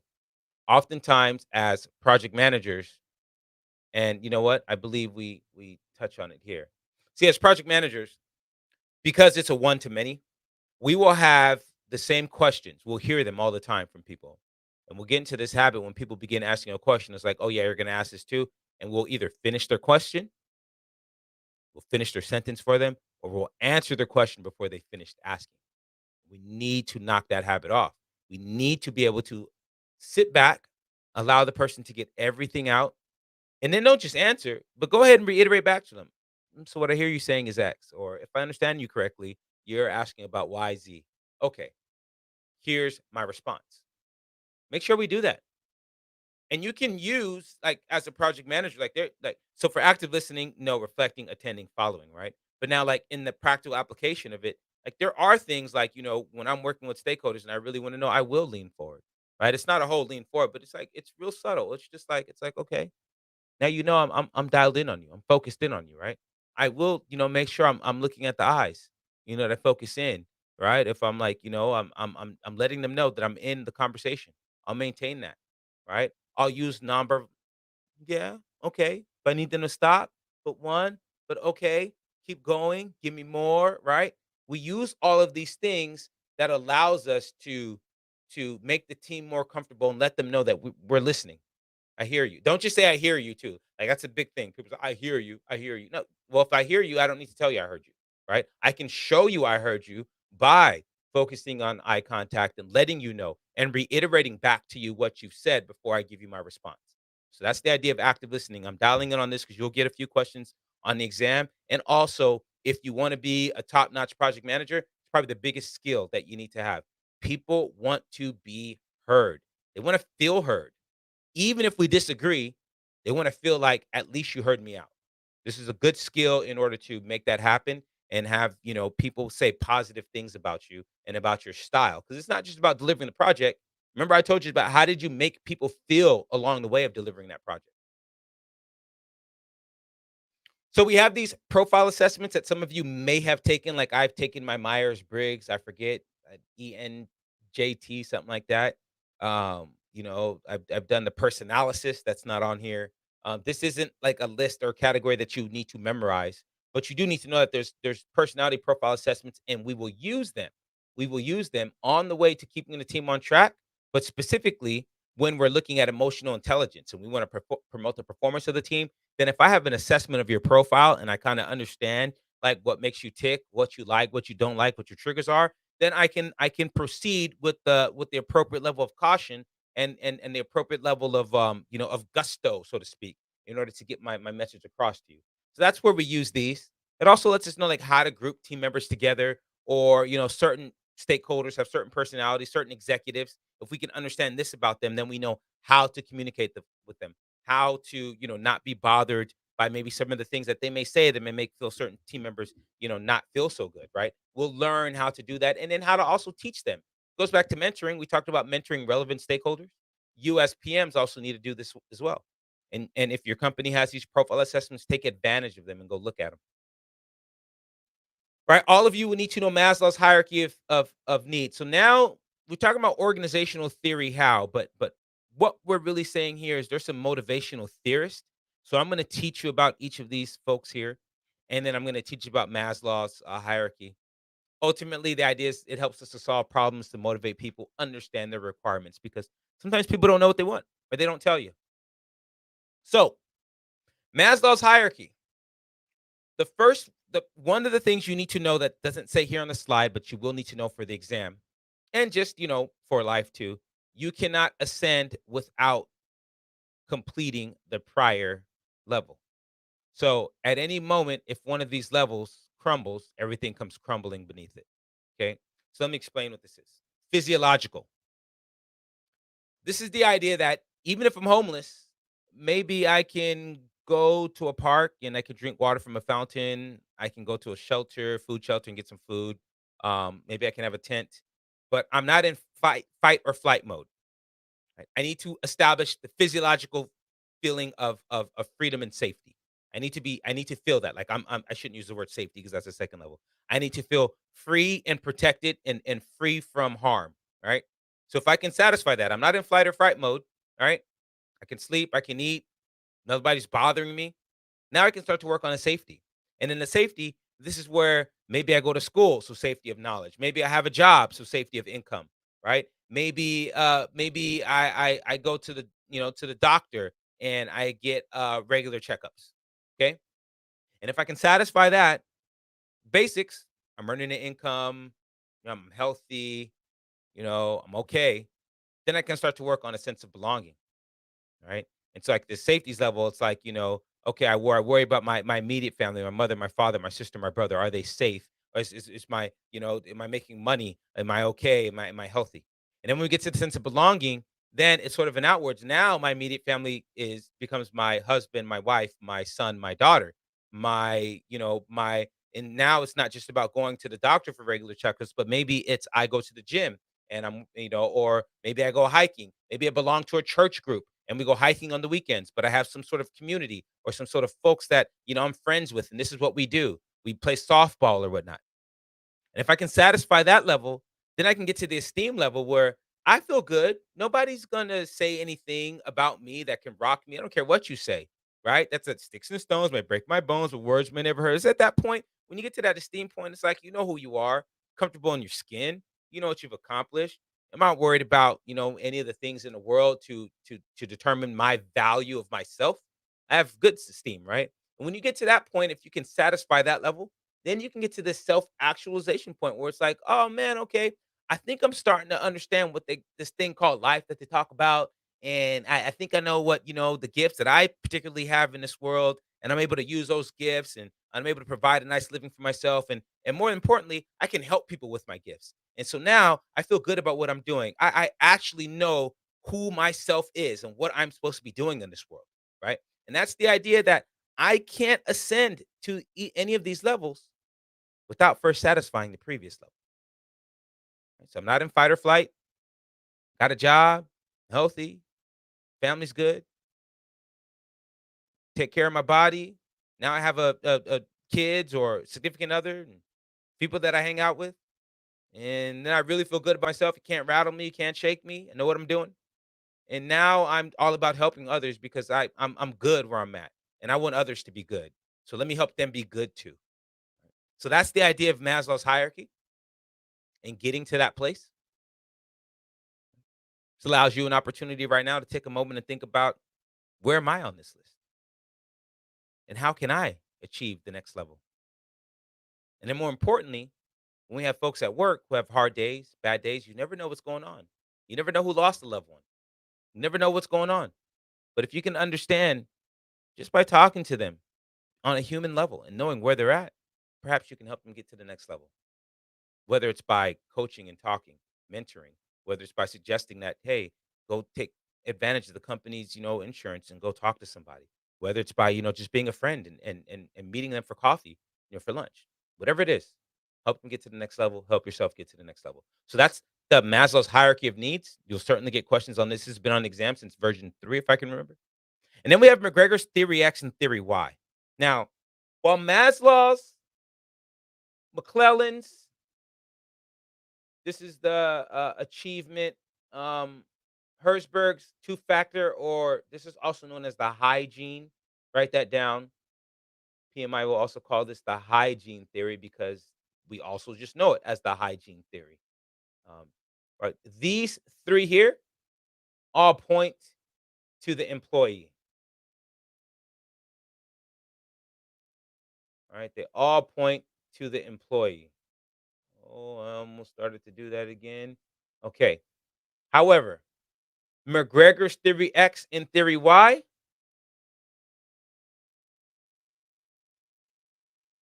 this points to the manager. Okay. So McGregor theory X and theory Y sounds like it's two theories, but it's one. And what it's saying is that management usually has two styles. It's one of two. You're either a theory X. Imagine me with my arms crossed. I need you to punch in. I need you to log into work. I got cameras up. I got to watch people. I don't trust you. If you're not here at work, you must not be doing anything. I'm not going to pay you. There's no remote work here. I got a button seat mentality. Now there are many industries where you kind of have to have that, right? If let's say my job is I detail cars. Obviously, if I'm not there, I'm not working, right? But then there's other entities where it's like maybe with COVID it's shown that we can work remote, right? But I might still be a theory X and like, no, I just prefer you to be in the office. I need to see you, or I need to have cameras. I don't trust people. I got cameras all over. I need to watch what's going on. Or I need you to punch in. I need you to log in. I'm not just going to pay you. Well, I need you to make sure that you're here, right? So that's the theory X. Theory Y. Now imagine a power position like that YMCA. I'm happy. Listen, come show up when you want to show up. Obviously, if we have important team meetings, be here. But I'm going to judge you on your performance. I could care less if you're in the office. In fact, if all of you work home, great. I can spend less money in office space. I'll support you what you need, right? All right. But I could care if you're here. I judge you based on your performance. What do you need? Let me give you the best tools. Let me get out your way so you can get the job done. That's your theory Y. So you got theory X and you got theory Y. Some of that's cultural. Some of it's the nature of the work. Some of it's because it's a particular style of that human, right? But if you know it, now you can help regulate it. So that's theory X and theory Y. McClellan's achievement motivation theory says that people are motivated by McClellan's. Put a little colon here.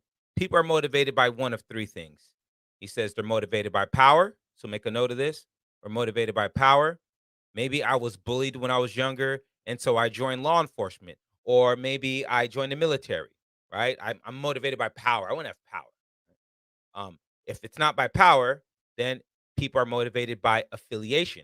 I'm going to go to this particular college. I want to go to Duke, or I want to go to Stanford, or I want to join a particular fraternity or sorority, right? But we like to be affiliated, right? So there's affiliation. They're motivated by power. They're motivated by affiliation. And the last one is people are motivated by achievement. All right. So maybe I don't care how much you're going to pay me. I don't care if you have the best office space and, you have bean bags and video games and all that. I'm motivated by achievement. I want to find a cure for cancer. Do you have the best materials here and the best equipment? And do you have all that stuff? Because that's all I want to do. All I want to do is figure out a way to create prosthetics to help people who've lost a limb. All I want to do is create the next medicine that might help somebody, a slow down memory loss or something. I don't know, right? But that's the idea. So they're motivated by either power, by affiliation, or by achievement. And when you find out what they're motivated by, well, then use that to motivate them on your projects. Give them power. Have them be affiliated with something. Show them and recognize their achievements. Use that to motivate people. That's what McClellan stuff is. And then Herzberg's two-factor theory or the hygiene theory. This one is more so about the idea of that the fringe benefits don't make you happy. So this is the idea that, let's say if I worked for one of the high tech companies that you guys use their apps all day every day. If you were to go on their campus um and you're tired and you need to take a nap while on the clock, go to the dream room and lay on a chase with the nice Bose noise canceling headphones, listen to some sweet music, and go take a nap. Why? Because we know that employees who are rested are more creative. So please go get rest. Oh, did you need a memory or a mouse or a charger? Just go to the vending machine, swipe your badge. It'll come out. Don't pay for it. Something's wrong with your laptop? Don't file a ticket. Just bring it to the pit stop. We have a pit stop, like NASCAR. Bring it to pit. We'll just give you another one. We'll come back after your meeting. We'll have it fixed, or if you have time, we'll just fix it right there for you. Don't worry about logging in a ticket. I know you guys don't have time for that. Right? Oh, you can't be here for work because you got to make dinner. Oh, we got five-star Japanese and Chinese steakhouse and Italian. It's all free. Bring your family, two friends too. And oh, you got laundry? No, no, no. Dry cleaning is free here on set. Your car, we change your oil too. We'll wash it for you when it's done and it'll be ready. Oh, you rode your bike? We tune your bikes there too. See, the idea is that we want you to be at work for 20 hours a day and you're going to be unhappy about that. So what can I do? I can provide you with all these other benefits that unload the things that make you unhappy. So the idea of working for companies that have all of those things, it doesn't necessarily mean that, you're going to those are all good things. It's that, oh, we want to keep you from being unhappy, so we're going to provide these things. That's Herzberg's hygiene or two-factor theory, right? So that's motivational theories and techniques. Then some guidelines for using emotional intelligence. Observe how your emotions affect those around others and remain mindful of your emotions. I'll let you guys read this on your own time. And some learning goals, right? That's lesson 4, keeping a team on track. We got to inspire, motivate, and influence team members and stakeholders. We don't get paid enough, ladies and gentlemen. We got to do these things. And then we got to praise their performance against the KPIs, right? We'll remove roadblocks for people.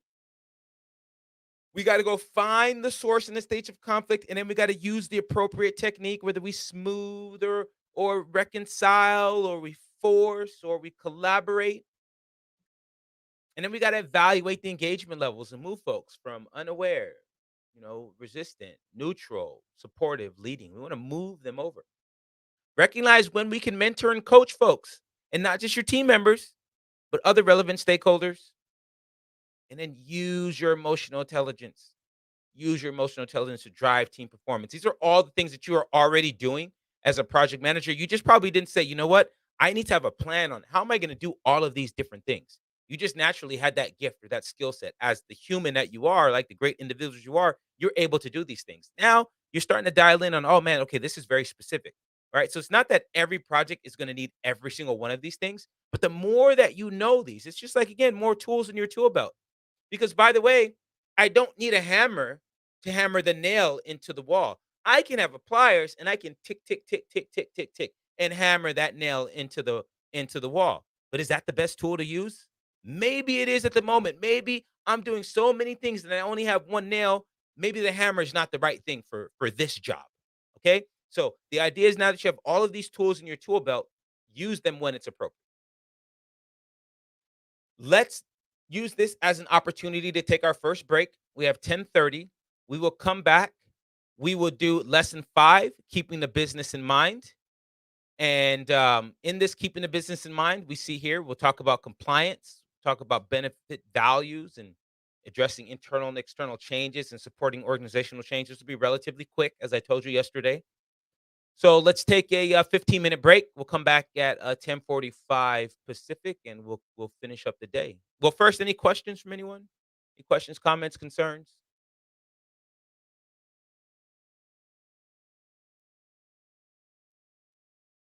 All right. See you guys at 10:45.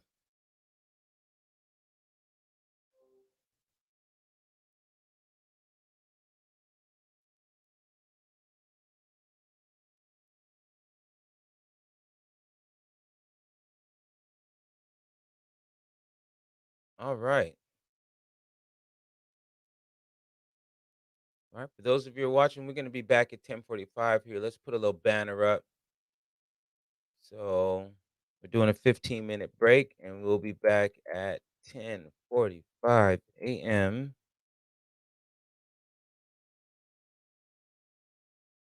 Standard. Pull that up. All right.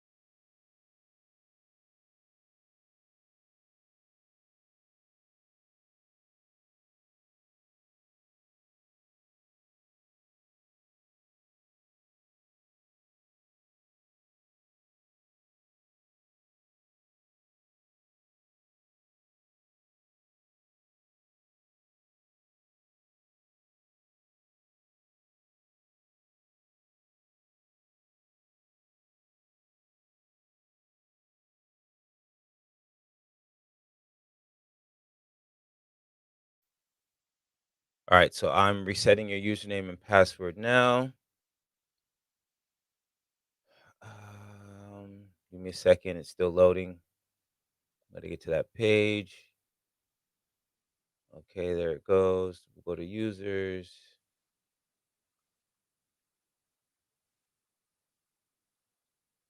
Telling you, man, I shouldn't be doing this. You guys are gonna make me break something. Over here messing around in the back end. All right. And here, no, I didn't want to go. I wanted to go to users. Excuse me.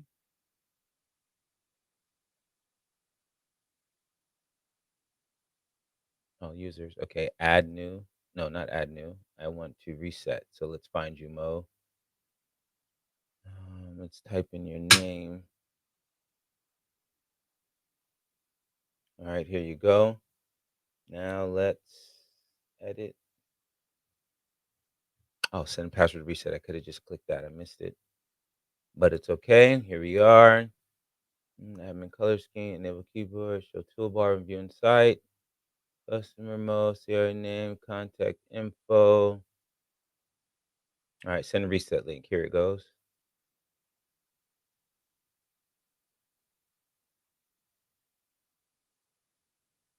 All right, so just sent you a link. I didn't receive anything. Well, I mean, give it 20 seconds at least. Give it some time. I mean, just when I said it, I clicked the button at that moment. Gmail is normally faster than that.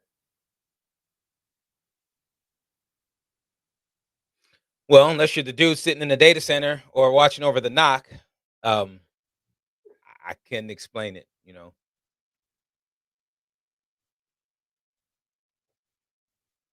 If that didn't come, how about this? I'm gonna just set your password right now. It's gonna be welcome123, and then you just change it. All lowercase, welcome123. That is your password right now. And go in there and change it. Oh, why did that? Oh, welcome.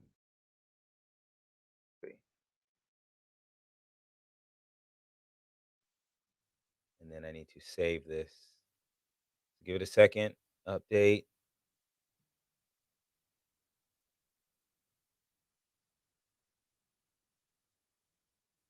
Okay. Try welcome123 all lowercase, and then you can go in there and reset your password for whatever you want it to be. And username is my email. Yep. Let me see. Yeah. Yep. Your email at Gwell. So everyone else on the call, can you guys all access the site?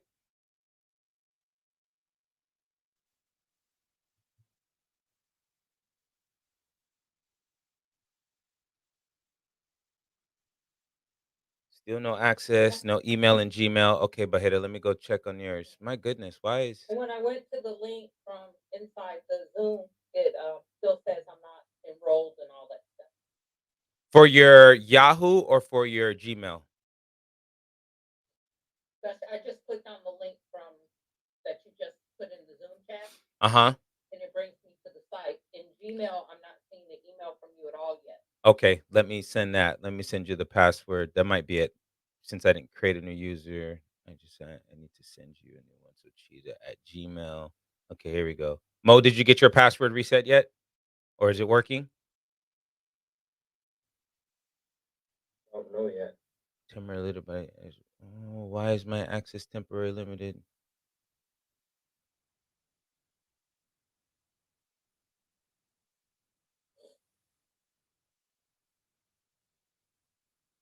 That was weird. Okay. Almost got locked out of my own site. Is it still coming from Cecilio Mills? Yes. Okay. Yeah, I don't see it yet. All right. Once I haven't gotten to it. Hold on, let me go into yours. Let's edit your profile.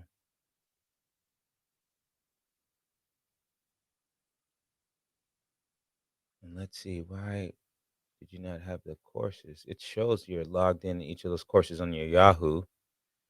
So I'm going to do two things. I'm going to also, for your Yahoo, I'm just going to make it welcome 123, all lowercase.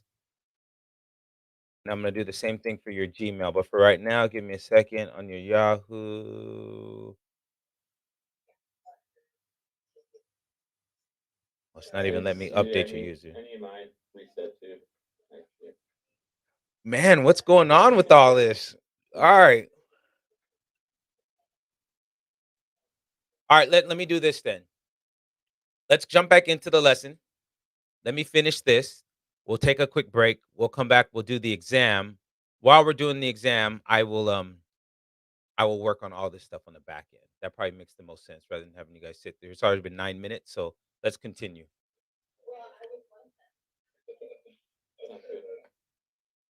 Okay, so Yeah, I haven't been able to receive the email to reset the password either.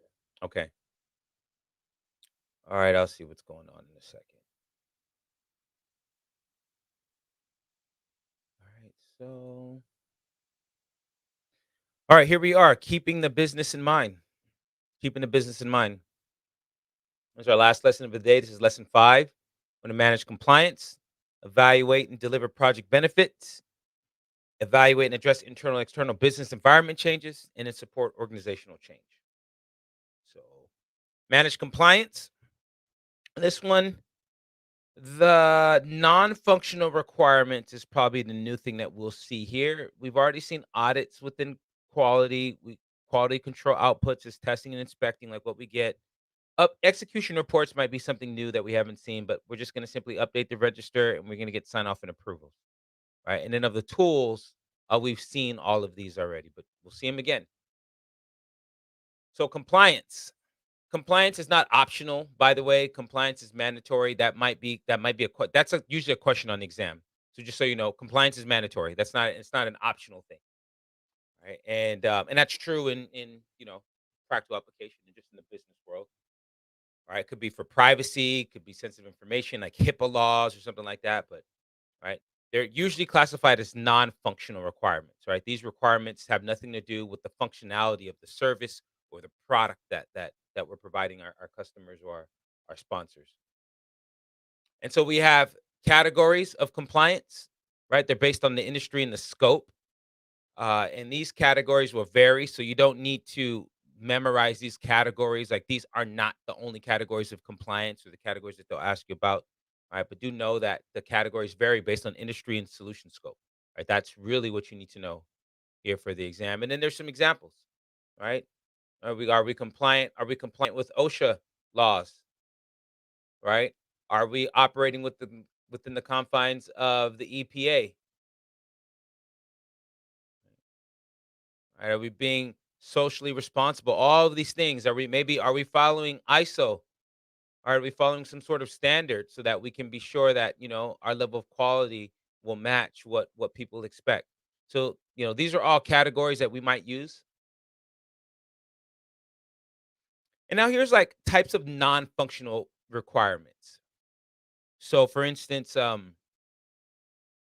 there's availability, capacity, continuity, security. I'm going to use websites. This is the easiest way for you to understand this with websites. So with websites, oftentimes we'll have something that's called like a load balancer, right? And then like if this is the globe, if this is the internet, right? Everybody goes here, right? And then from this load balancer, we send you to like, some production environment. Usually, you have production A, we'll have like 80, 90% of our production rolling there, and then we're testing people like we're rolling 10, 20% of the people over here to see this, right? And so now what happens is like, well, how available is this? How available is your service? And maybe your service needs to be up 100% of the time. So it may be that even this A, we have 2 failovers. And maybe this B, we also have 2 failovers. So if for some reason we're sending people to a particular IP address or particular domain and this is failing, it'll just roll over to the site. And hopefully our system is robust enough that if this fails, then it'll just roll over to this site, which is already going to one place. And if that fails, it roll over to this site, right? And then maybe it might come back, right? So that's the idea of availability. And if it goes away, how quickly can we restore it? And can we bring it back? Well, that's continuity. So now let me jump from availability to continuity. Now, if there's a disaster of some type and all of a sudden we get shut down, can we recover the data? Can we grab that data that we lost? We'll be able to bring it back. What do we do? Right? How quickly can we recover our services? Right? And now the And there is capacity. backup. Say it again. I think it's dependent on the backup system we have as the company For your continuity, to yeah. recover recover data.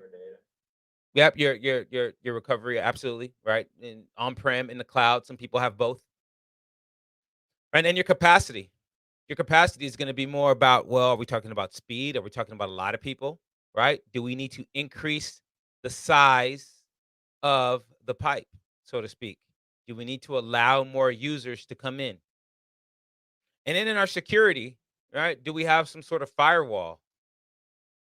Right? Do we have like these are all non-functional requirements. You don't need a firewall. I don't need a load balancer. I don't need failover. I don't need any of that to provide you with the ability to come to a website and do something, read a page, purchase something, listen, download, whatever it may be, right? But all of these become non-functional requirements in order to like, have a something what we call HA. Is it highly available, right? Is it scalable? Right? Or be able to, right? This is what we think about. Is it highly available? Is it scalable? Right? We'll think about that as well. Are we able to uh spin up and have a lot of people join, you know, and so we'll think about those things. They're non-functional requirements. And we'll have to report. We'll have to report on how are we doing, right? Maybe it's the team, right? Like medical device industry. They actually have to report that anything that they come up with, the team members thought about it and they discussed it, and that perhaps there was some sort of dissent or some sort of argument, or at least we played devil's advocate on the other side. We have to be able to show that. We have to be in compliance to show that we were having diversity of thought because we understand that when we're trying to put a pacemaker or a stent inside someone's body, this thing better work because a human life is at stake, right? Biggest risk we can take. So there's compliance with those types of things, right? With risk management, with how we test, right? Compliance with vehicle manufacturers, right? Making sure that your anti-lock brakes will work, when the airbags will deploy at certain, with the engine drop, with a collision of a certain speed. So that's kind of the idea of compliance. It's mandatory. It's not like, oh, we'll report when we want to. We may use our risk register. We've already talked about the risk register, but in this case, now we're thinking about any of those legal and regulatory issues, right, that may come up. And if they're not issues, it's a risk that we may not be in compliance. And so we'll think about those things. So we'll update the risk register, with respects to compliance. And now here's some threats. We identify a new vulnerability. So if I work for a financial corporation or a bank and there's some vulnerability in my service, well, I'd have to let people know. If I have to let people know that I was hacked, I like legally, I have to let customers know, and I might even have to provide them with like identity theft protection services. There may be changes in the legal or regulatory requirements. Could be that, with let's say HIPAA. Um, Now, under certain scenarios, it is actually okay to email back and forth with a doctor, right? Prior, it was like, no, they'll take a fax, even though we don't know who's on the end of that fax machine, but they won't take an email, right? But now we've updated the regulatory environment to actually allow that. Errors in testing and validation, errors and bugs or deliverables, lack of awareness. These are all potential threats, negative risk. So they give you some guidelines to analyze, identify, manage legal, regulatory, and other compliance requirements and define them, define the parts of the solution, track and review it, and then make sure that you manage the responses. So make sure you guys read this on your own time. Now, supporting compliance. Usually we have a configuration management system. So I'll use SharePoint as the example here that allows us to roll back. We know like what version it is, who made what change, right? We get this version control. And this is sort of compliance too, because we may have to go back and have some sort of forensics accounting of our project activities and our project artifacts. So it's kind of the idea here. We've seen this configuration management already version control, how you save your documents, how we know the difference between one product to the next or any updates, how we know when it's appropriate to have a new release versus how we know when it's appropriate to release a new version of the software. So yeah, it includes, proof of validation, MIB testing, deliverable components, and then we hand over those deliverables. So this is kind of like the life cycle, if you will. There's variance analysis. We've already talked about variance analysis, the difference between where you're at, where you want to be. What's that delta, good or bad? Can you explain it? Right now, in this case, we're talking about compliance. And so now we have to be able to identify that variance, and then we have to be able to bring the deliverable back into compliance. So let's say this is glass, right? And let's say the glass must be tempered.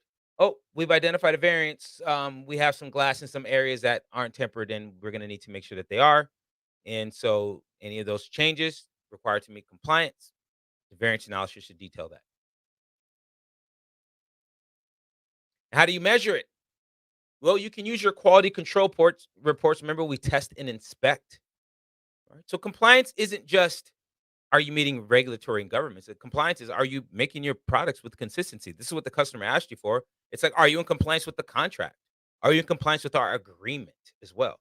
Right. So we can use quality assurance and quality control to do that. Right. Quality control reports on how we're doing with the deliverables. What are all the defects that we're having? Right. And it verifies whether those deliverables will align with their compliance requirements, right? And then quality assurance is focused on the process. It makes sure that everything that we do should produce deliverables that will eventually align, right? They will align, uh, with our compliance requirements. So a key tool and technique for QA is the quality audit. Remember, when someone from external to the team is is auditing the processes and the tools by which people do stuff, then that is considered a quality audit. When someone internal from the team is doing that same exact thing, that's considered quality assurance. All right. So if we audit our quality internally, quality assurance. If we have someone from the outside do it, quality audit. So audits, as you know, a process conducted by an external team that confirms the implementation of approved change requests, including updates, corrective actions, defect repairs, and preventative actions. Okay, it means we're coming in to check on and make sure you're doing what you're supposed to be doing. That's all it really, that's a fancy way of saying, are you doing what you're supposed to be doing? Are you in compliance with how your company says you should be doing stuff? Your policies, processes, and procedures. Can you verify that you've implemented the change request? Show me the difference. And that's what we do there. We'll also identify stuff that, is either good or bad or non-conforming, and we'll share them, right? That this stuff comes out in the reports. We audit you, and then we identify, and then we share the results so that we can go back and make improvements. That's the idea. And when you're not in compliance, you got to escalate. So the PM and the team have to work together. Oftentimes, we'll escalate to a quality manager to bring it back in, and then if we have to, we'll also escalate to the sponsor, but the sponsor can't do anything. So we're not just going to escalate to the sponsor because what's the sponsor going to do? Like, well, okay, what do we do? Okay, Mr. Mrs. PM, tell me, what do we do? All right. So you got to make sure that you have some sort of analysis and some plan, right? So if you have a tolerance, that's something that's beyond the tolerance level, well, go escalate the issue. Go find the subject matter expert. Go find that quality manager. Go find whoever's doing the testing. Go find who built it. Let's have a powwow and let's figure out how do we bring it back. Right. So for all of these requirements, especially for the exam, you need to identify who's responsible for reviewing. Remember, we have risk owners.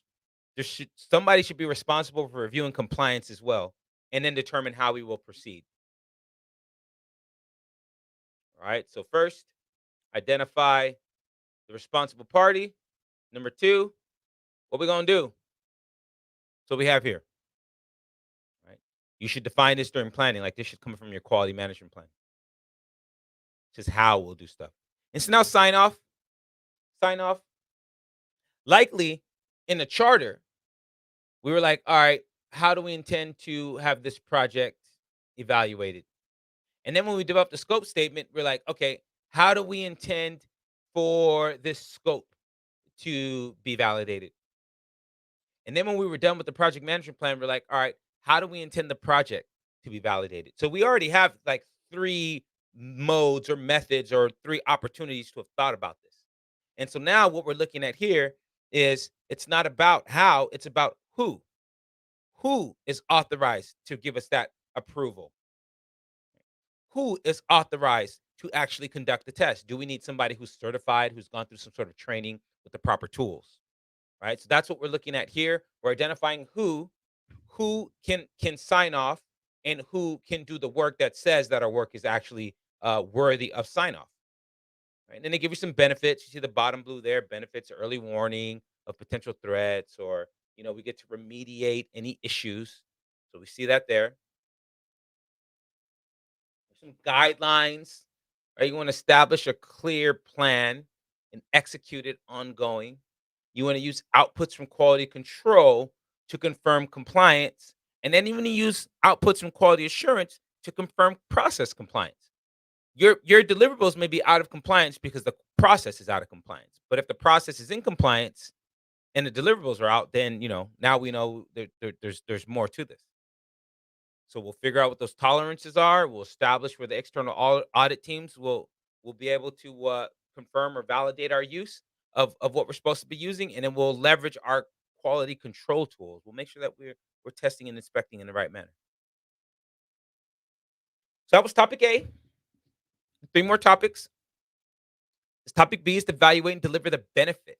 And so you see the deliverables here, the benefits management plan. Remember, this comes from the beginning of the project, like a program manager or a portfolio manager. They would come in and say, here's the benefits of your project, and here's who it's going to benefit, and here's how we will sustain the benefits, and here's the owner of that benefit of said plan. So let's look at the tools and techniques.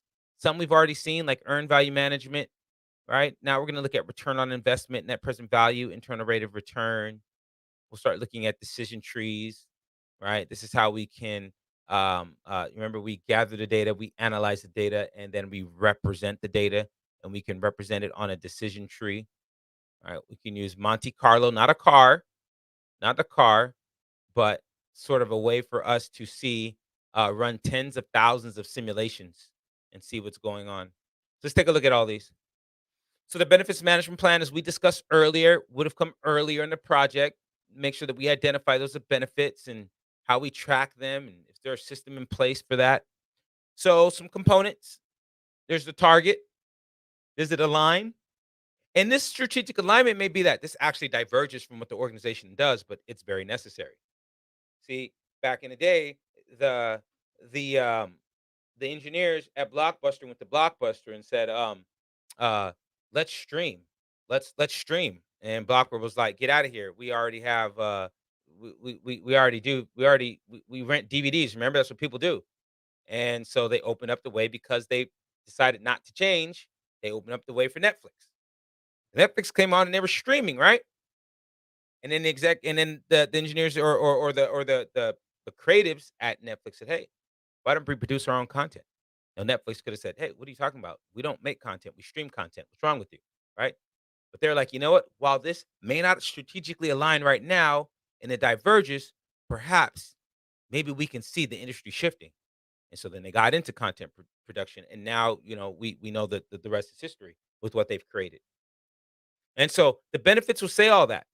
How long do we think it'll be before we stand to benefit from this streaming business, from this content, all the money we're making? You saw Amazon just spent, what was it? Uh, um, uh, Over $250 million to reproduce something that's better than Game of Thrones. Like they bought an island and then destroyed it after they were done filming. I believe, I'm not sure if that part is accurate, but how long before they get the benefits? And maybe the benefits, they won't make any money from that. Maybe the benefits is just that they're going to attract more people to their platform, and then those people will see that their platform has many more things, and one of those things will attract their people. Right? So the benefits isn't always financial or monetary. Right? We'll think about the metrics and the risk. What do we want to track so that we can measure this? And then what may potentially, be a threat or even an opportunity? Now, business value, it's informal. Usually we equate this with economics. But remember, we've already talked several times about business value potentially being seen as a socially responsible corporation, like B Corps. You see companies that are B Corps. For every dollar that they get, a certain percentage of their money is going to go to some charity or some benefit, right? So it could be shareholder value, customer value, employee knowledge, channel partner value. There's some components. There's other components that are there, but so you don't have to memorize these components, but just know business value is an informal term that goes beyond economic value. Right? That's what you need to know for the exam at least. And you can analyze the value, and we do this by looking at present value, net present value, benefit cost analysis, cost benefit analysis. So thank goodness these days, right? Now you need to just know on the exam what this is and how it's used. Before, you needed to know that present value equals the future value times 1 plus the interest rate to the nth period. So what does that mean? Let's say we have inflation rate of 5%. You're going to pay me $1,000 next year. Well, how much is that money worth to me today?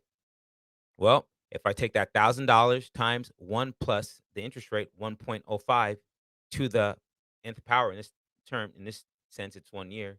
So if I take that 1,000 times 1.05, it looks like that $1,000 is now worth 1,050 to me. That's like my present value, right?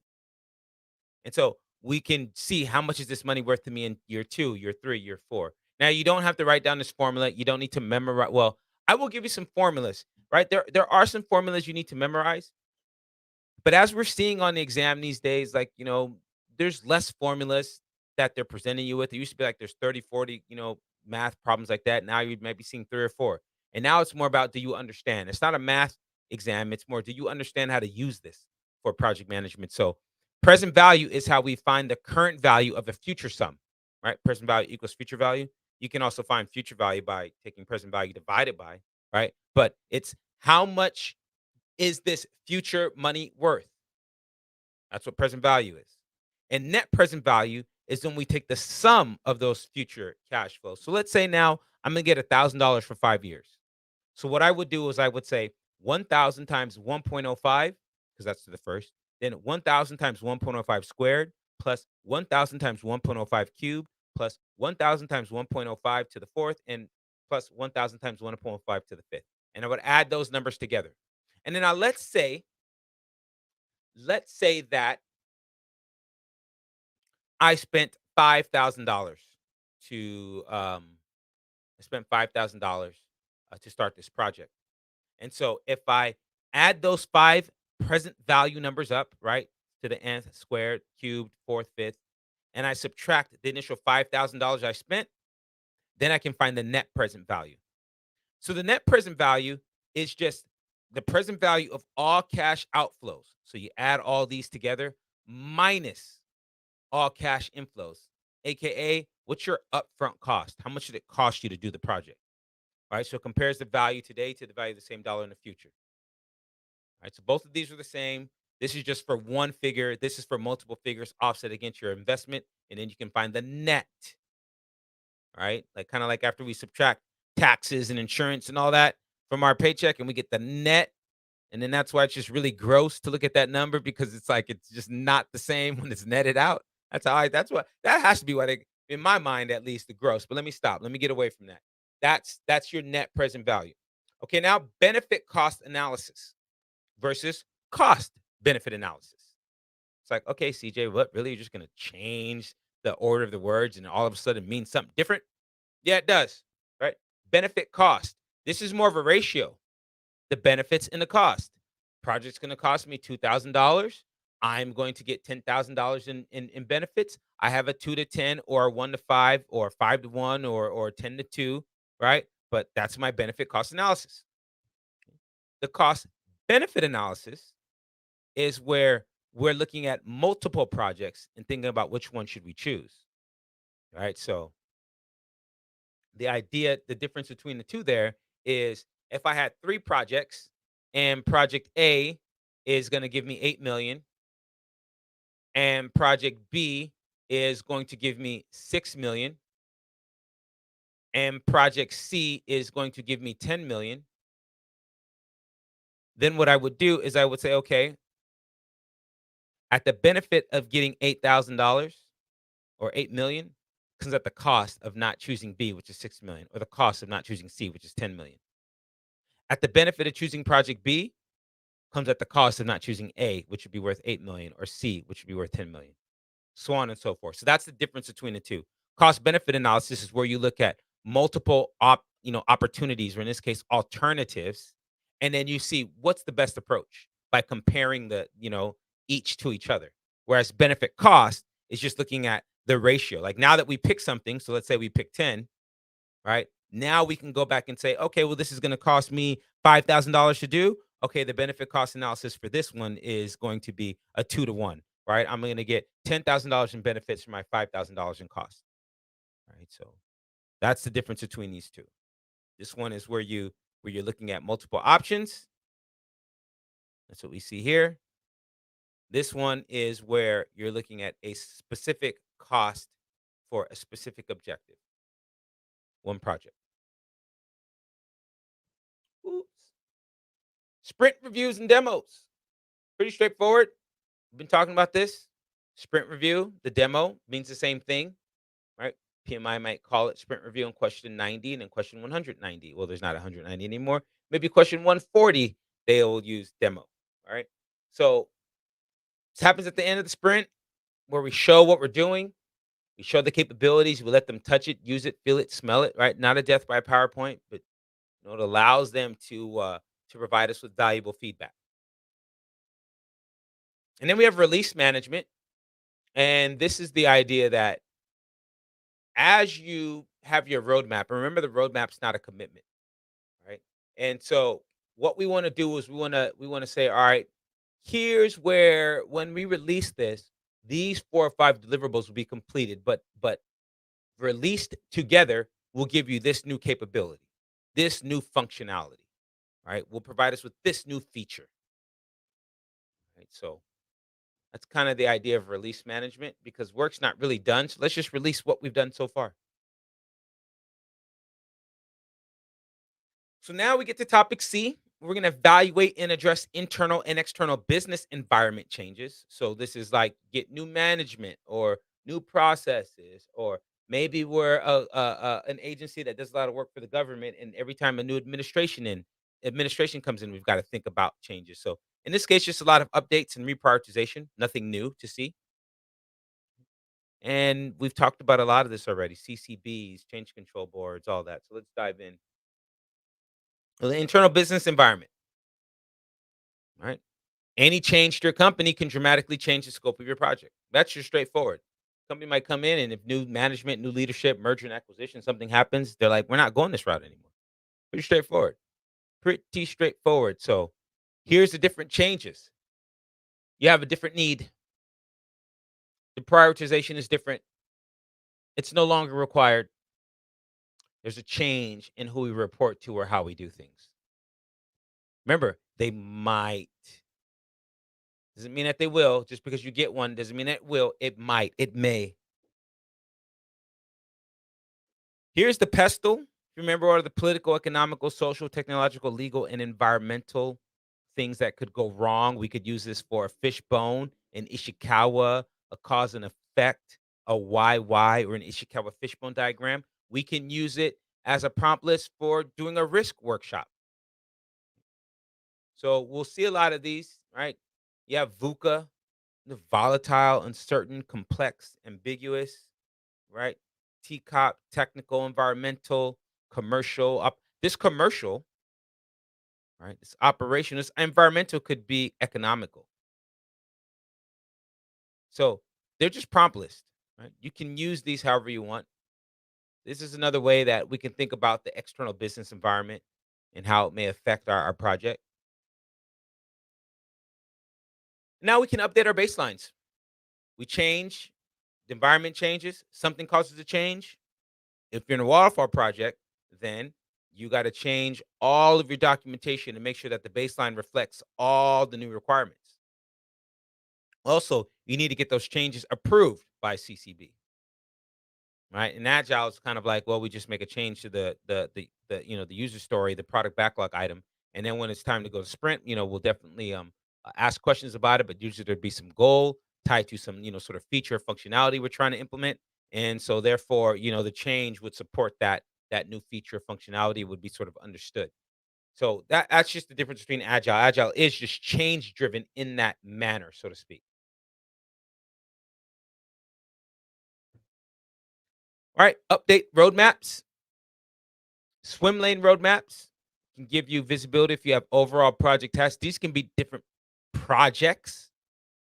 These can be different programs in a portfolio. These can be different projects in a program. This can be different aspects of a project. So that's what we see here. These can be different features or functionalities of a product. And you can see when it's going to be released at each given point in time.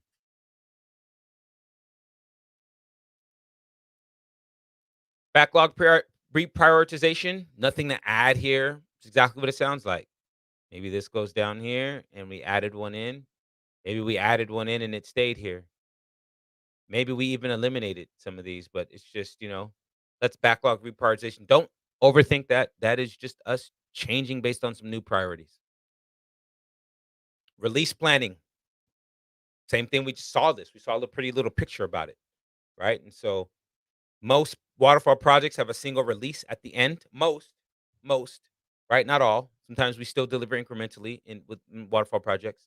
And in agile projects, you might have multiple releases, different aspects. Nothing to add to this.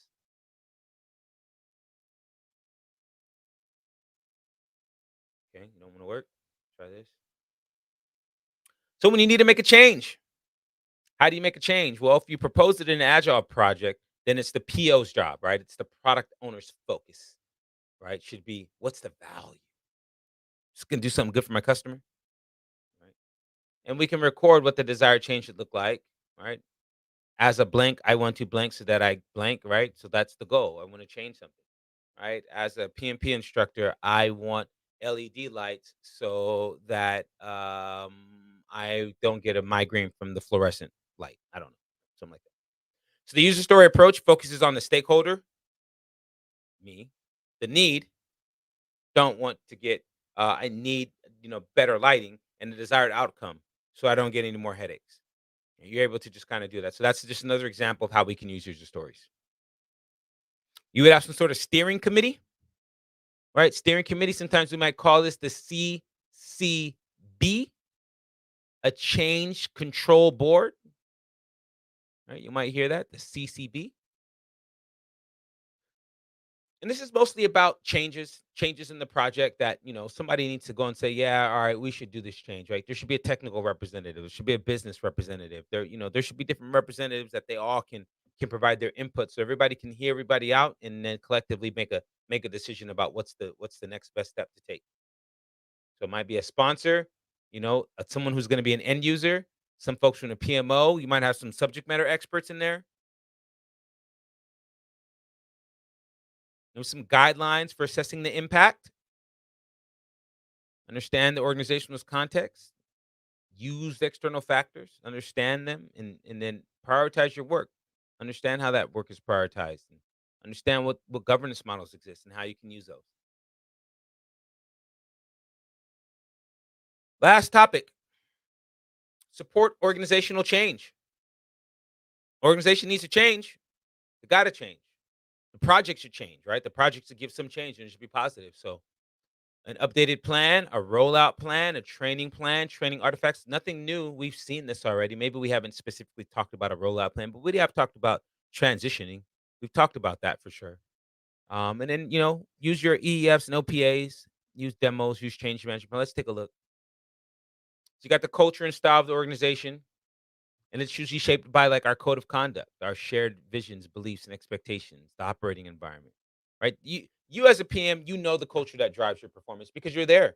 You're there every day. So the idea here is just that culture is shaped by common experiences. Know that for the exam.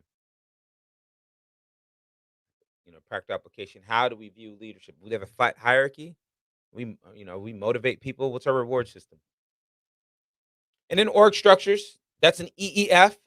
All right, whether you're in a functional, weak, balanced, strong, or projectized organization. We're in a functional where the pro is that you have a job, but the con is that you may not have the full skill set. And if you're in projectized, where the pro is that you have a high level of authority, and the con is that you either have team members on the bench or you release the team like they don't have work. And then if you're in one of the three matrices, there's two good ones. You have better PM skills and you have shared resource pool. But the bad thing is the conflict with your functional manager. All that's an EEF. All that's out of your control. What's your level of authority there, depending on where you're at? Who controls the budget? Right. So your culture will directly influence how you manage changes on the projects. Do you have a CCB? Do you have a steering committee? Maybe you, as the PM, are the one that says yay or nay to the changes. Who knows? Got to have a rollout plan, transition plan, implementation plan. Many different words for that, right? We see implementation, same thing as a rollout, right? You might hear this also called as transition planning. And they just enable you as a PM to define what needs to happen. What needs to happen with regards to the information that people know? Do people need training or tools? And depending on the size, scope, and nature, you might have a lot more than this. You might have timing. You might have technology, right? You might have different speakers. Whoops. You may also update your approach as scope changes. You may need to update requirements. You may need to update schedule and budget because of the triple constraints, right? So if we're going to change scope, then we know that at any given moment, we ask for more, we ask for less. That means somewhere we're going to be adjusting the amount of money we're spending, or we're going to be adjusting the amount of time that we're going to be using on this project. Okay. And in Agile, lower value deliverables just get moved out the backlog. And I've been telling you guys about this, where we might have a backlog and we want to maximize the amount of work not done.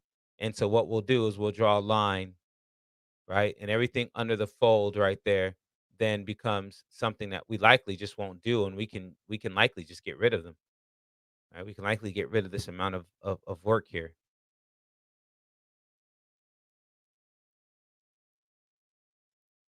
You need to have a plan for training.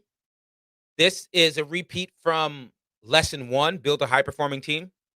Schedule your training. Know the roles and responsibilities of your stakeholders. Have timelines. Nothing to add. Same thing with your artifacts, right? You may have changes. So in this case, our context is really talking about change here. So if you have changes to your courseware, changes from Prometric to Pearson, and how does that impact people? Changes from PMBOK version 6 to 7, and how will that impact your course? Right? So these are all the things that we think about. And then we also have demos with customers. We have demos. And so, changes to the solution might require us to show them what that new thing looks like. Right. And then they got to be reviewed by the customer so that they can give us feedback and let us know, does this work as they intended it to? And that early feedback allows us to adapt, to make another change and shift so that we give them the best, possible position to be successful. So some guidelines, and some stuff you guys can read on your own time. And our learning goals of keeping the business in mind. Know the approach and action to address compliance. Evaluate your delivery options to achieve the benefits and the value, and then review the environment for impacts. Also evaluate the impact of the project to the organization. And with that, we're done. So there is a lesson 6 that I have for us, which is all about like how we pass the exam and some steps to pass and some info. We'll do that in a second. Let's now get set up for our practice. 'Cause I told you 11:30, so we landed right where I thought we would. So let me just stop there and see how you guys think and feel about this so far.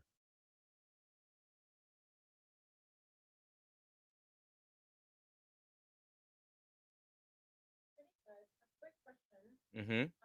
Do you have a cheat sheet of like the acronyms like RAM, RACI, you know, team building? Is that I know that the other portal has some flashcards and reference materials, maybe it's there. I That's sort of a believe model. in my did I not put the lexicon of terms? I'll put it in our portal. Yeah, it's called the lexicon of terms. Um, like PMI, it's basically yeah, it's like a big old. I shouldn't say big. It's a couple pages, but maybe 60, 70 terms, and it's got it in there. So I'll send that out. In fact, since you asked about it right now, just to send it here. Oh, that's right. Give me a second. Now I just got see, here goes the emotions again. Remember I told you guys my car got broken into and they stole my laptop, so I don't have my laptop. So I can't just go to my desktop. I now have to go to the cloud and download it, and that'll take me a couple minutes. So I will get it there for you though. No worries. Okay, let's talk about the exam. The exam. So first, um, well, before we get to the exam, let's do okay. Any other questions? Let me give you guys a quick break and then we'll come back into it. So if no quick questions, 5-minute break. Let's come back at 11:40 and I will guide you the rest of the way. All right? Come back at 11:40. Me use the restroom. I'll be back.